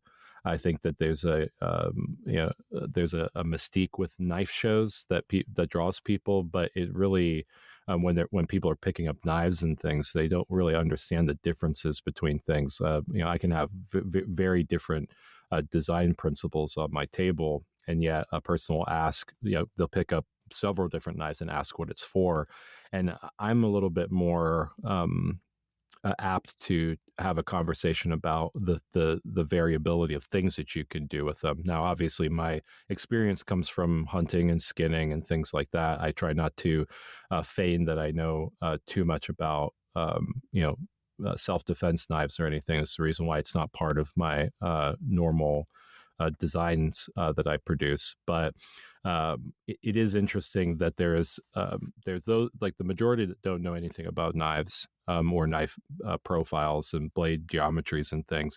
And then as you kind of go to the smaller percentage of people that really have an awareness, most of those people will just pick up a knife and they'll tell you the reasons why they agree that that's a really great thing for some reason. And to me, like, I try to balance out, like, the people who know a good knife when they see it usually have an imagination and an ability to transpose something that they see that's inanimate and not being used for that purpose, and pull from life experience and their imagination to produce like an experience that they could have with that. Those are the ones that's very difficult to sell to, unless you're very specific on what it is that you're marketing them to.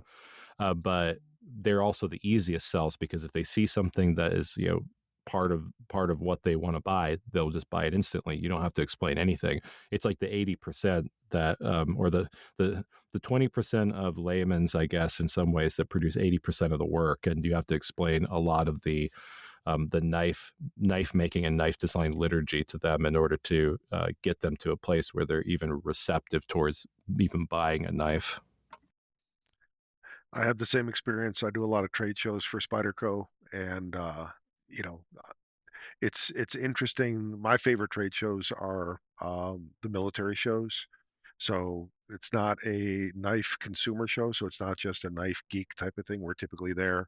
We're next to DynCorp and a bunch of military uh, people producing military equipment for very different purposes, and we're the odd people out because we've got knives. But you'll get people who, at least in many cases, have used knives in the field, and they have some basis for evaluation, some basis for comparison. Um, at a, like, going to blade show and stuff like that, where you've got people where it's more of a curiosity type of thing.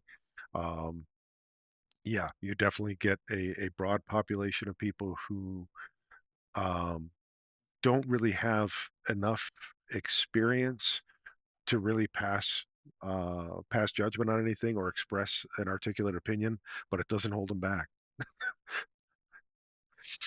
They certainly will Yeah. profess their opinion regardless, and especially when it comes to the self defense side of stuff.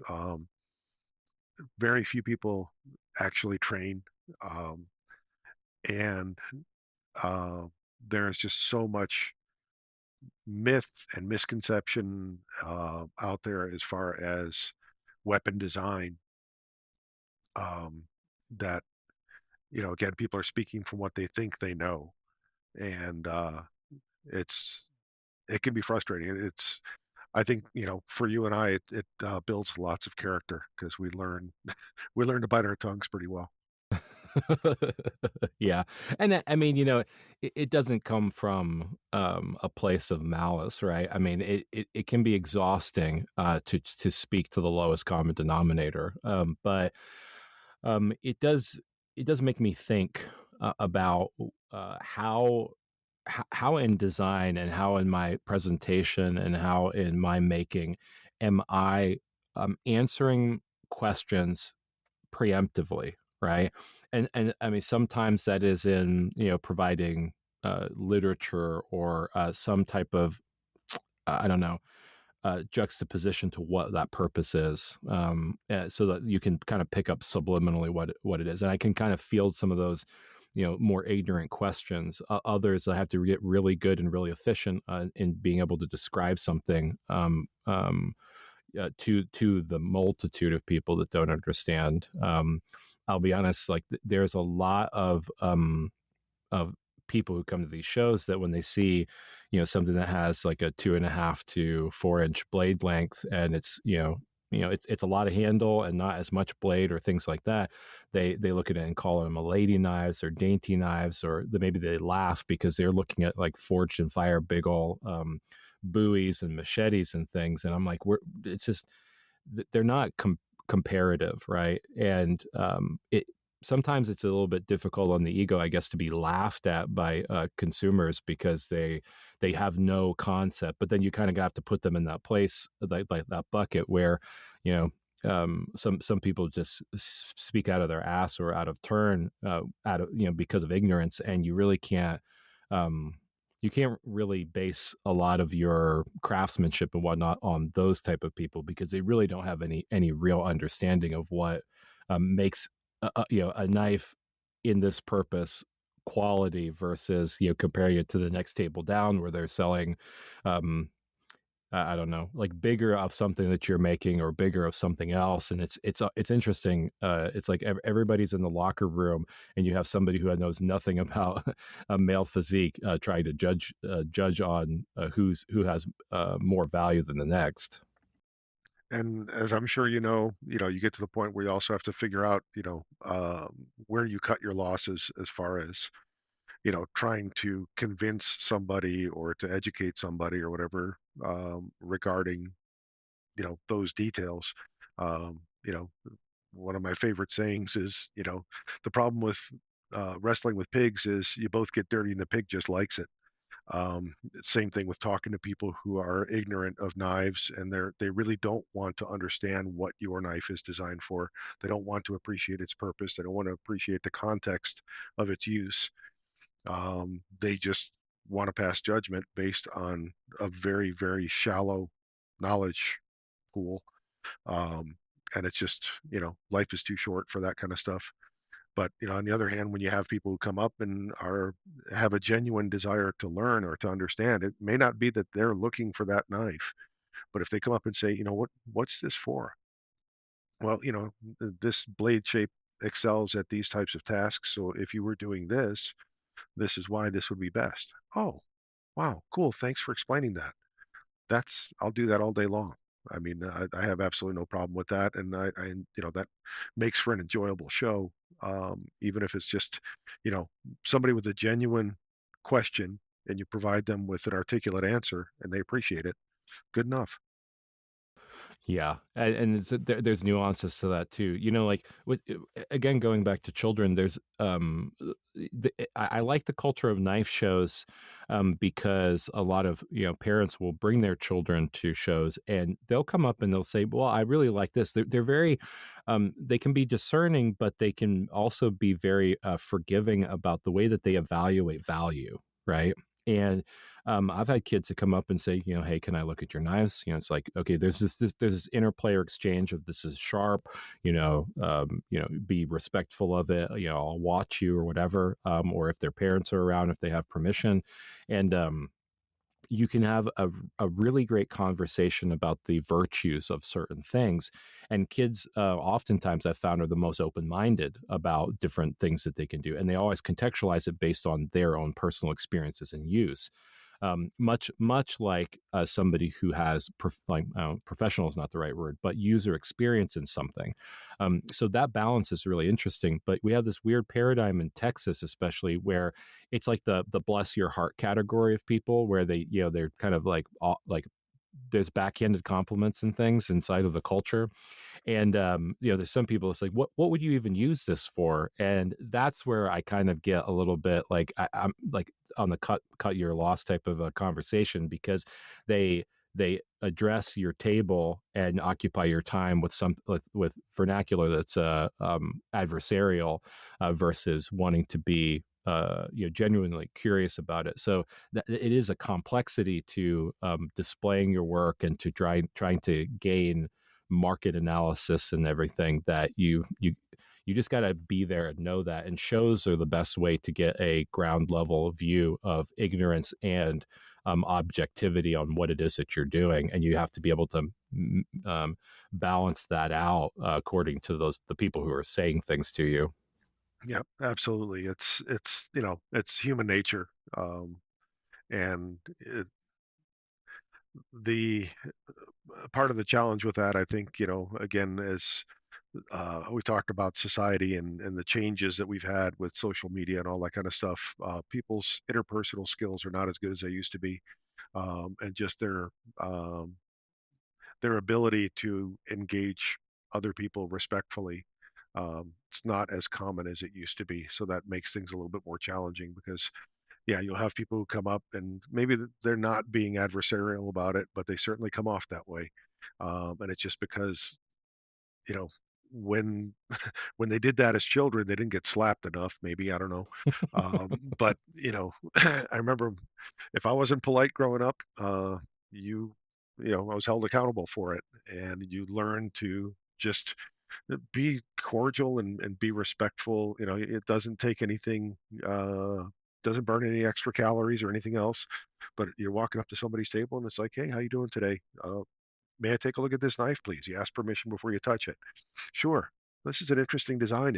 Did you design this with a specific purpose? Well, yeah, this is designed for this and this and this. And it's like, okay, cool. I've never done that thing. I'm not a hunter or I'm not a whatever it might be. That's interesting that this would, it makes sense that it excels at that application or in that context. Thank you. It's not that hard. And it's just showing a genuine interest and being polite enough to make the process um, enjoyable for both people. Yeah. Um, so I-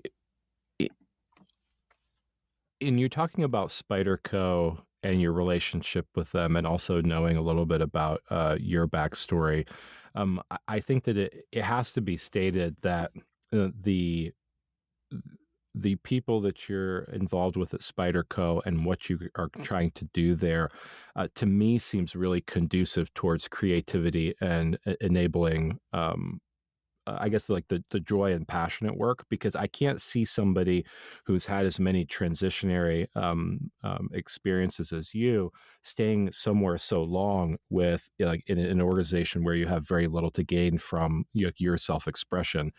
To me, at least, it seems like Spyderco is a really great place to cultivate ideas and to have some level of discernment when they're creating uh, design elements and things like that. Would you agree? It's interesting because Spyderco. First of all, I have huge respect for Spyderco and particularly for Sal Glesser, because when you learn Sal's story and you figure out how he made the company, how he created the company, and all that kind of stuff. And for anyone who's interested in that, there's some great stuff on Spyderco's YouTube channel where it presents the history of Spyderco and kind of how Sal got started and all that type of thing. But he really revolutionized the form of the modern folding knife. So it was a huge game changer. So being able to know Sal personally and to work for the company, I really consider that to be a privilege. At the same time, right now, Sal is he's still very active as far as kind of the man behind the curtain with the company, but he's mostly retired. And his son Eric has basically taken the helm. Eric grew up around the knife industry, also very, very knowledgeable. Has his own style as far as designing knives and everything, but it is a family-run company, so it has the dynamics of a family-run company. Sometimes they choose to do things the way they want to do them, and it's their prerogative because it is their company. So it's interesting that we'll sometimes do things when you talk about the creativity standpoint. So as the special projects coordinator, people ask me, "What do you do for Spyderco?" Kind of my standard joke is technical writer and part-time mascot. Um, so because of the expertise that I have from the NBC side, from everything else that I've done as a writer, as a videographer, as producing instructional videos on self-defense, everything with the best defense, all the credibility that I've earned through that, that shines positively on Spyderco. So that's kind of the mascot side of it. Um, the technical writer part, I basically write all of Spyderco's technical information. So I write the entire catalog. I write all of the individual product information guides uh, for every product. I write any kind of instructional manuals and things like that. Their monthly newsletter. Essentially, what I do is I take their products and I communicate the history, the advantages, the design philosophy, all those things. I basically try to communicate that to the customer, so the customer can appreciate that, find value in it, and decide to invest in the product. So that really is the primary creative side of what I do for the company. Um, at the same time, I'm a member of the R&D team. So in that capacity, I don't really have uh, much influence as far as driving design per se. Spyderco, philosophically, what they like to do, they're one of the first companies to really get invested in working with custom knife makers and adapting custom designs to factory made knives. So they were kind of a pioneer in that, and they try to be as faithful as they can in if they decide to pick up a particular design from a custom maker or something like that, they want to do that as faithfully as they can. So the idea of stepping in and saying, "Hey, we need to redesign this to do this and this and this instead." Um, it's not really my prerogative, and it's not part of the philosophy of what they're trying to do. They want um, variety, and uh, they want to have a broad scope of product offerings, and that's one of the reasons they work with outside designers.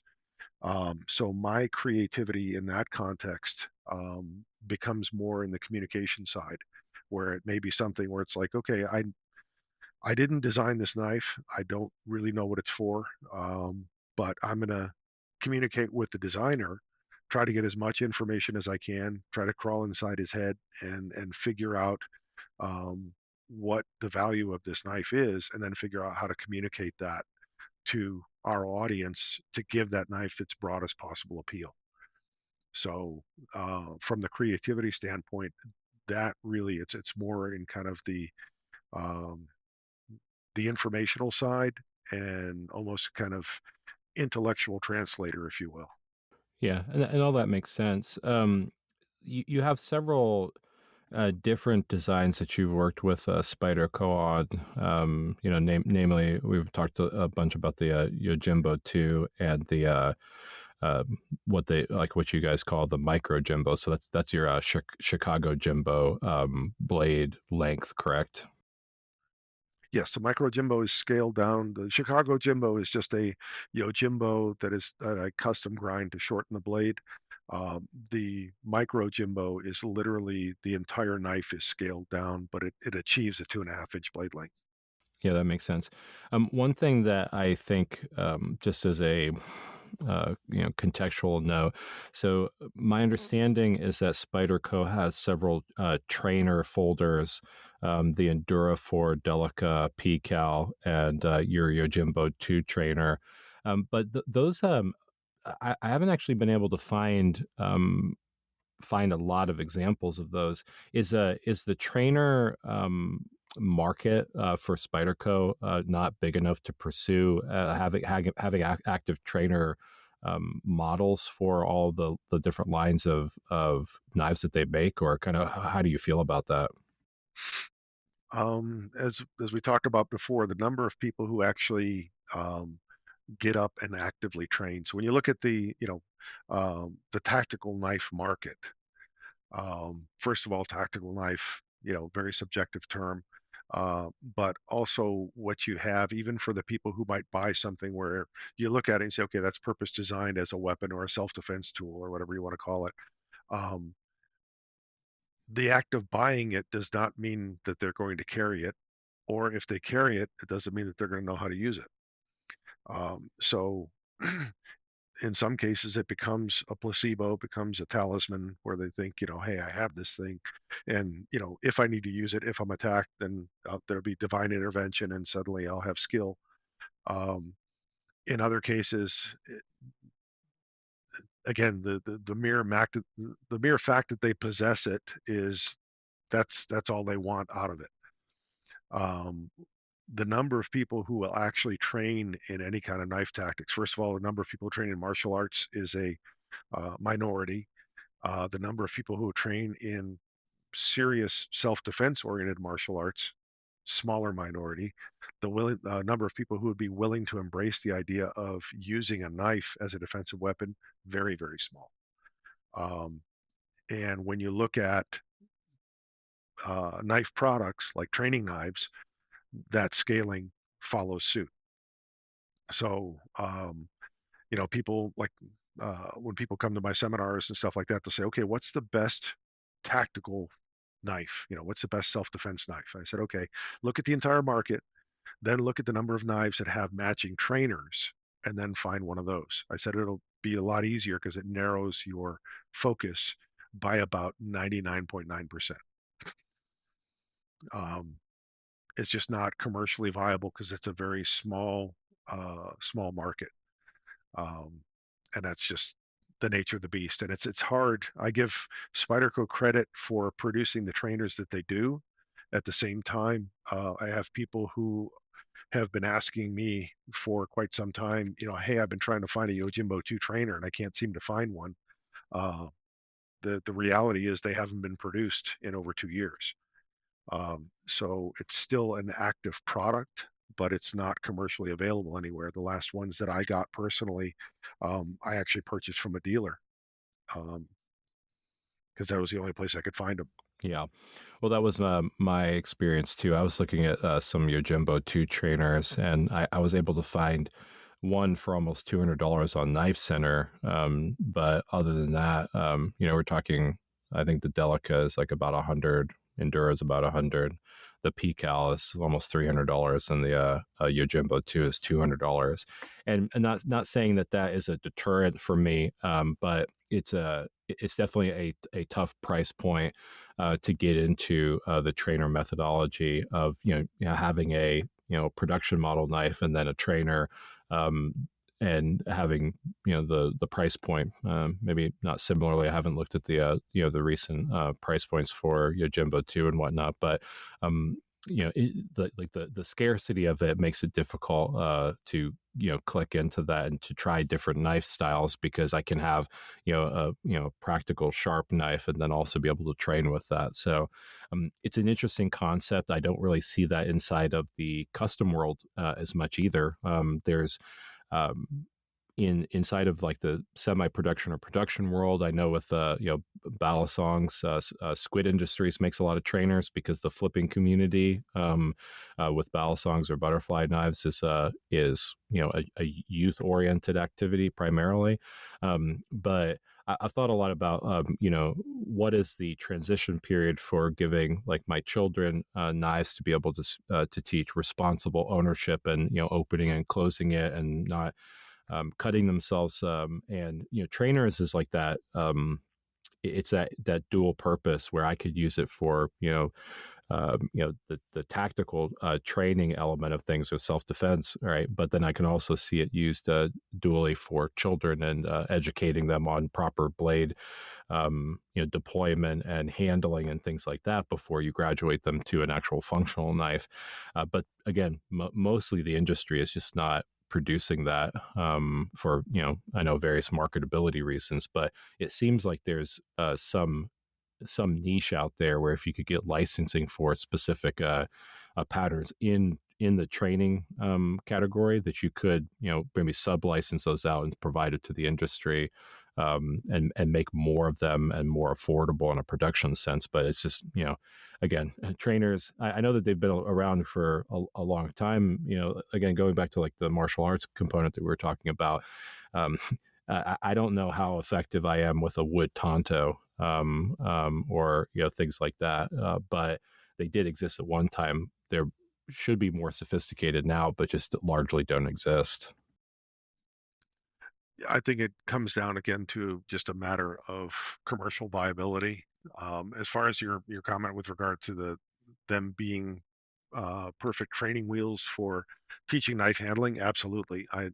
My daughter, when she was younger, she was a Girl Scout, and I actually used Spyderco trainers. They have, just like Boy Scouts, they have their different merit badges and stuff, and they had one on knife safety. So I taught the knife safety class and I used those. So all the ideas of how do you open and close a knife, how do you operate the lock mechanism, how do you hand it from one person to another, how do you receive it, all the knife etiquette. I taught that entire thing. And what I did was use the training knives.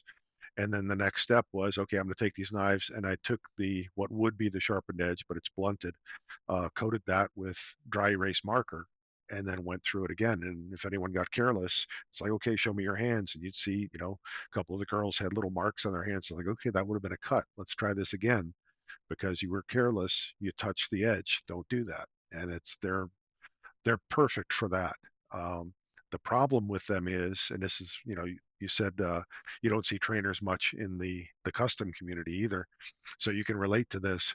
What it comes down to, the mechanics of producing a training knife and the cost of producing a training knife is pretty much on par with producing a live blade. Um, so when you look certainly at as far as like a folder, um, folding training knives, really, they kind of started. Uh, the first ones that I can remember seeing were actually the first Spyderco folding trainers, which they produced in 1999. So that was the first time that I ever remember seeing those. When I was doing stuff before that, what you had were initially wooden knives, again, the old Tonto trainers. Now what started happening was people were making stuff that was more if they carried an enduro or something like that, they would carve one out of wood, go to wood class and do that, or they would make some out of plexiglass or whatever. Then aluminum traders started to come along, but they were all non-folding. um, and it really wasn't until around 1999 that um, again, the first ones that I remember, there may have been somebody who made it before then, but uh, Spyderco's folding trainers were the first ones that I can recall seeing. Right around that time, also, Recat, Round Eye Knife and Tool, Bob Taylor, produced a couple training versions of some of the knives that he produced. Um, but the cost of producing them, just like a custom maker, for him to produce a second knife, even if it's, you don't take into consideration you don't have to grind the bevels or anything of that nature, but even the idea of, putting a handle on it and all that type of stuff, there's still a lot of handiwork, there's still a lot of time that goes into producing a trainer. And there aren't that many people that are serious enough to make that investment to say, you know what, I'm willing to pay as much for a trainer as a live blade. And for the people, I've had very serious students in the past, and currently as well. I have some guys who carry my larger version of the Yojimbo too. It's called the Yojumbo, and they're like, "Is Spyderco ever going to make a trainer for it?" And it's like, I've seen drawings, but I really don't think it's going to happen. So they're like, well, I want to train with this. So I took a live blade version, droned the edge, and using aluminum tubing and JB weld, created a thick enough edge that's safe to train with, took the scales off, spray painted them red, and essentially produced a trainer. But the purchase price for the trainer was the same as a live blade. So it's definitely an investment financially that a lot of people aren't prepared to make. Yeah. Well, and there's something that I've thought about I'm really invested in the future of knife enthusiasts, which happens to be children largely. And having children myself, I guess it also makes some sense because I'm trying to find ways to engage my own children in what it is that we're doing in the knife community at large.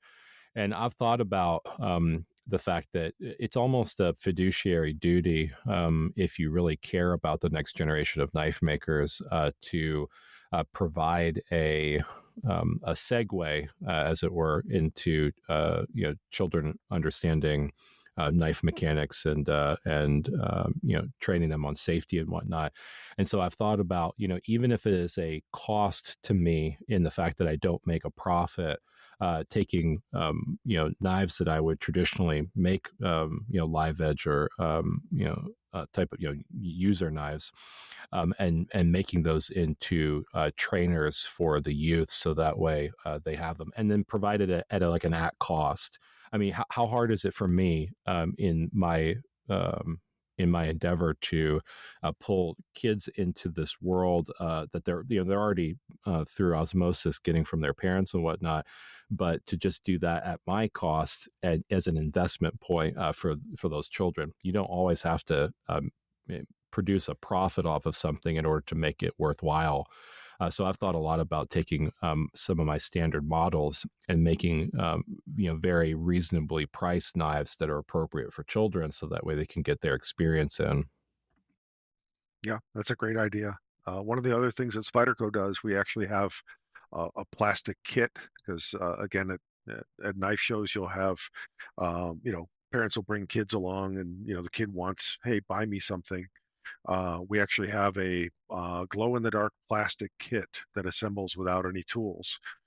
So just like a old school plastic model, you buy this thing and it's got the framework on it and everything. You snap the parts out, everything, you put it all together, it goes together literally in about 2 minutes, and what you've got is an unsharpened plastic knife, but it folds just like a Delica 4, glows in the dark, and it also is mechanically identical. So as far as all the knife handling skills and stuff like that, plus it's a great keepsake for the kid, and something that they go to an event with their parents, and there's nothing there specifically for kids, for the parents, for them to buy.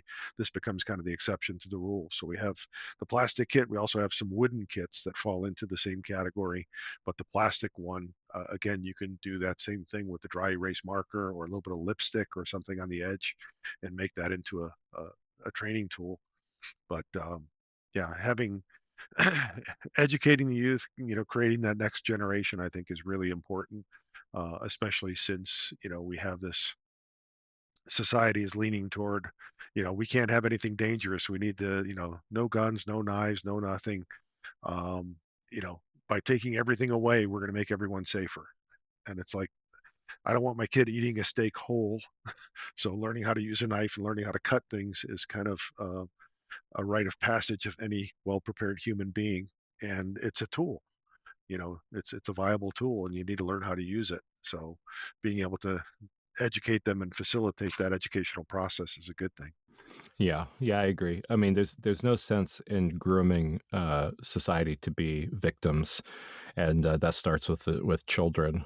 So I agree that they need to be educated, and they need to. I mean, if it's not their cup of tea, there's always outliers that don't want to be involved with that. But I do think that it's the same way with, like, home ec classes or archery or other things that were done in schools, that we benefited from, but now the next generation doesn't.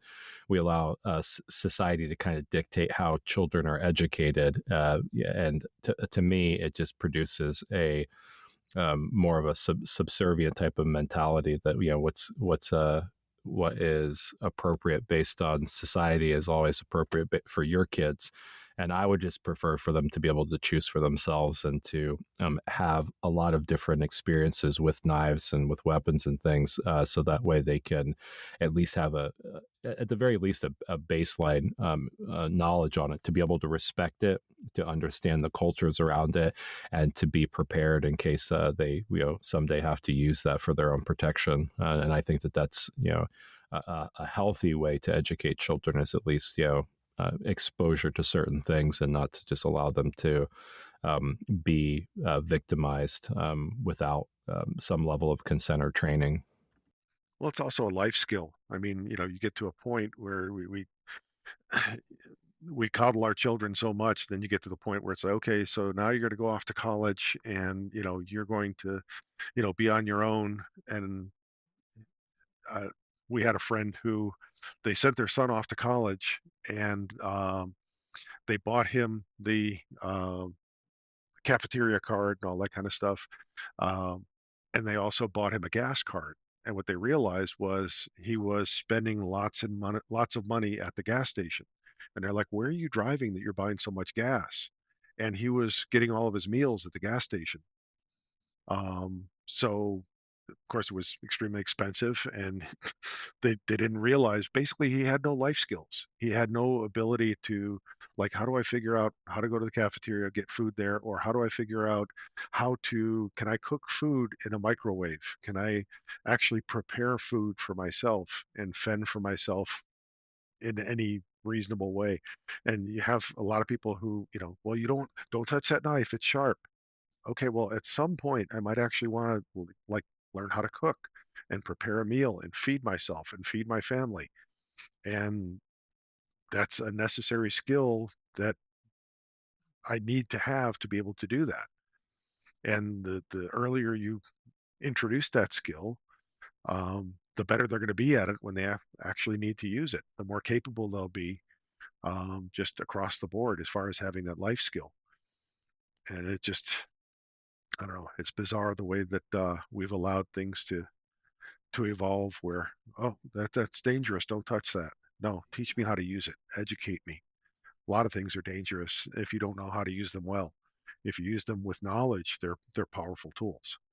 Yeah, it's a pendulum swing of society. I mean, we'll get to a place where it's a necessity to have these skills again, and it'll just swing back towards proficiency. But like the summation of our experience here with the interview and everything in our conversation is you're really doing God's work in being able to articulate self defense to be such um, a pillar of logic and thoughtfulness and sympathy and empathy in an industry where that kind of um, educational prowess is being lost to the to culture.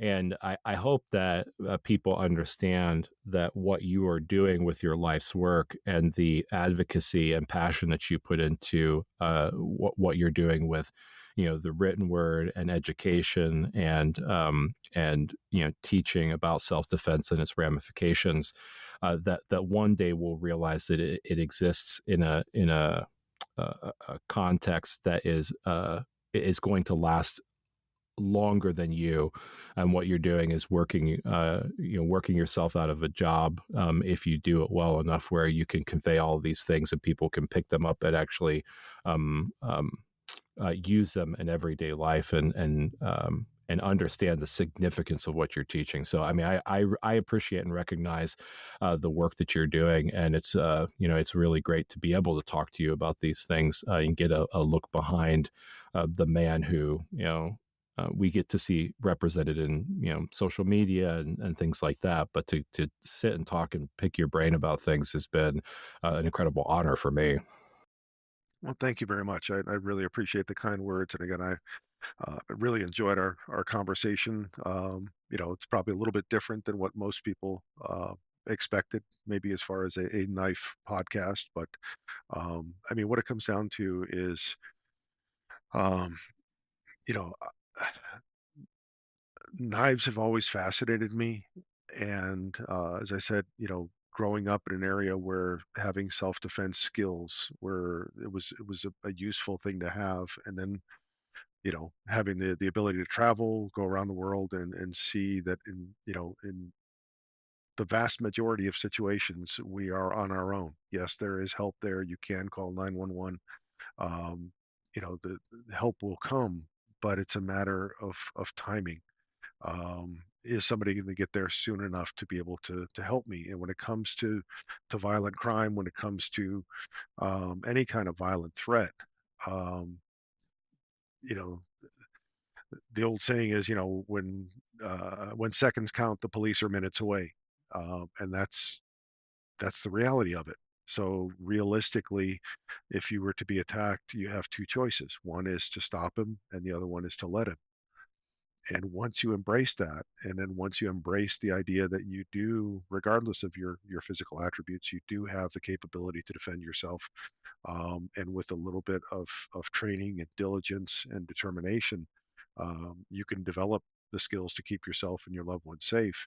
Um, there's no reason not to, and to be part of the process that empowers average people to be able to do that and come to that realization and to keep themselves safer.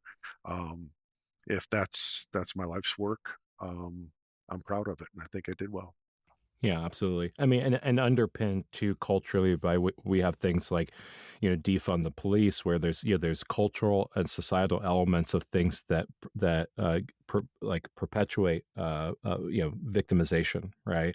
And so if we cannot really rely on these constructs of other people doing things for us, providing food, providing protection and whatnot, we do have to go back to self, right? What can you do for yourself to empower yourself to be able to protect the things that you love? And um, that wellspring of self-esteem and being able to protect yourself and love yourself and to love those around you is part of why I think so heavily about self-protection, is because it really is. I cannot help others if I can't help myself, and I can't help others if I don't know. And I think that philosophy of self-reliance, so that way you can help others, is an important part of society that we need to remember and we need to espouse continuously. Otherwise, we have a bunch of people who do cannot do anything for themselves and cannot do anything for others as an extension of that. And they're ready-made victims as well. Yeah. Michael, it's been an incredible pleasure. You're welcome back anytime. And, I know that there's, a lot that was said, but there's still a ton of things that we could have said. But, it's, an honor. And I really do appreciate your time and talking through your work and what you're doing in the industry. Thank you again. I really appreciate the opportunity. Take care. Stay safe. Yes, my pleasure.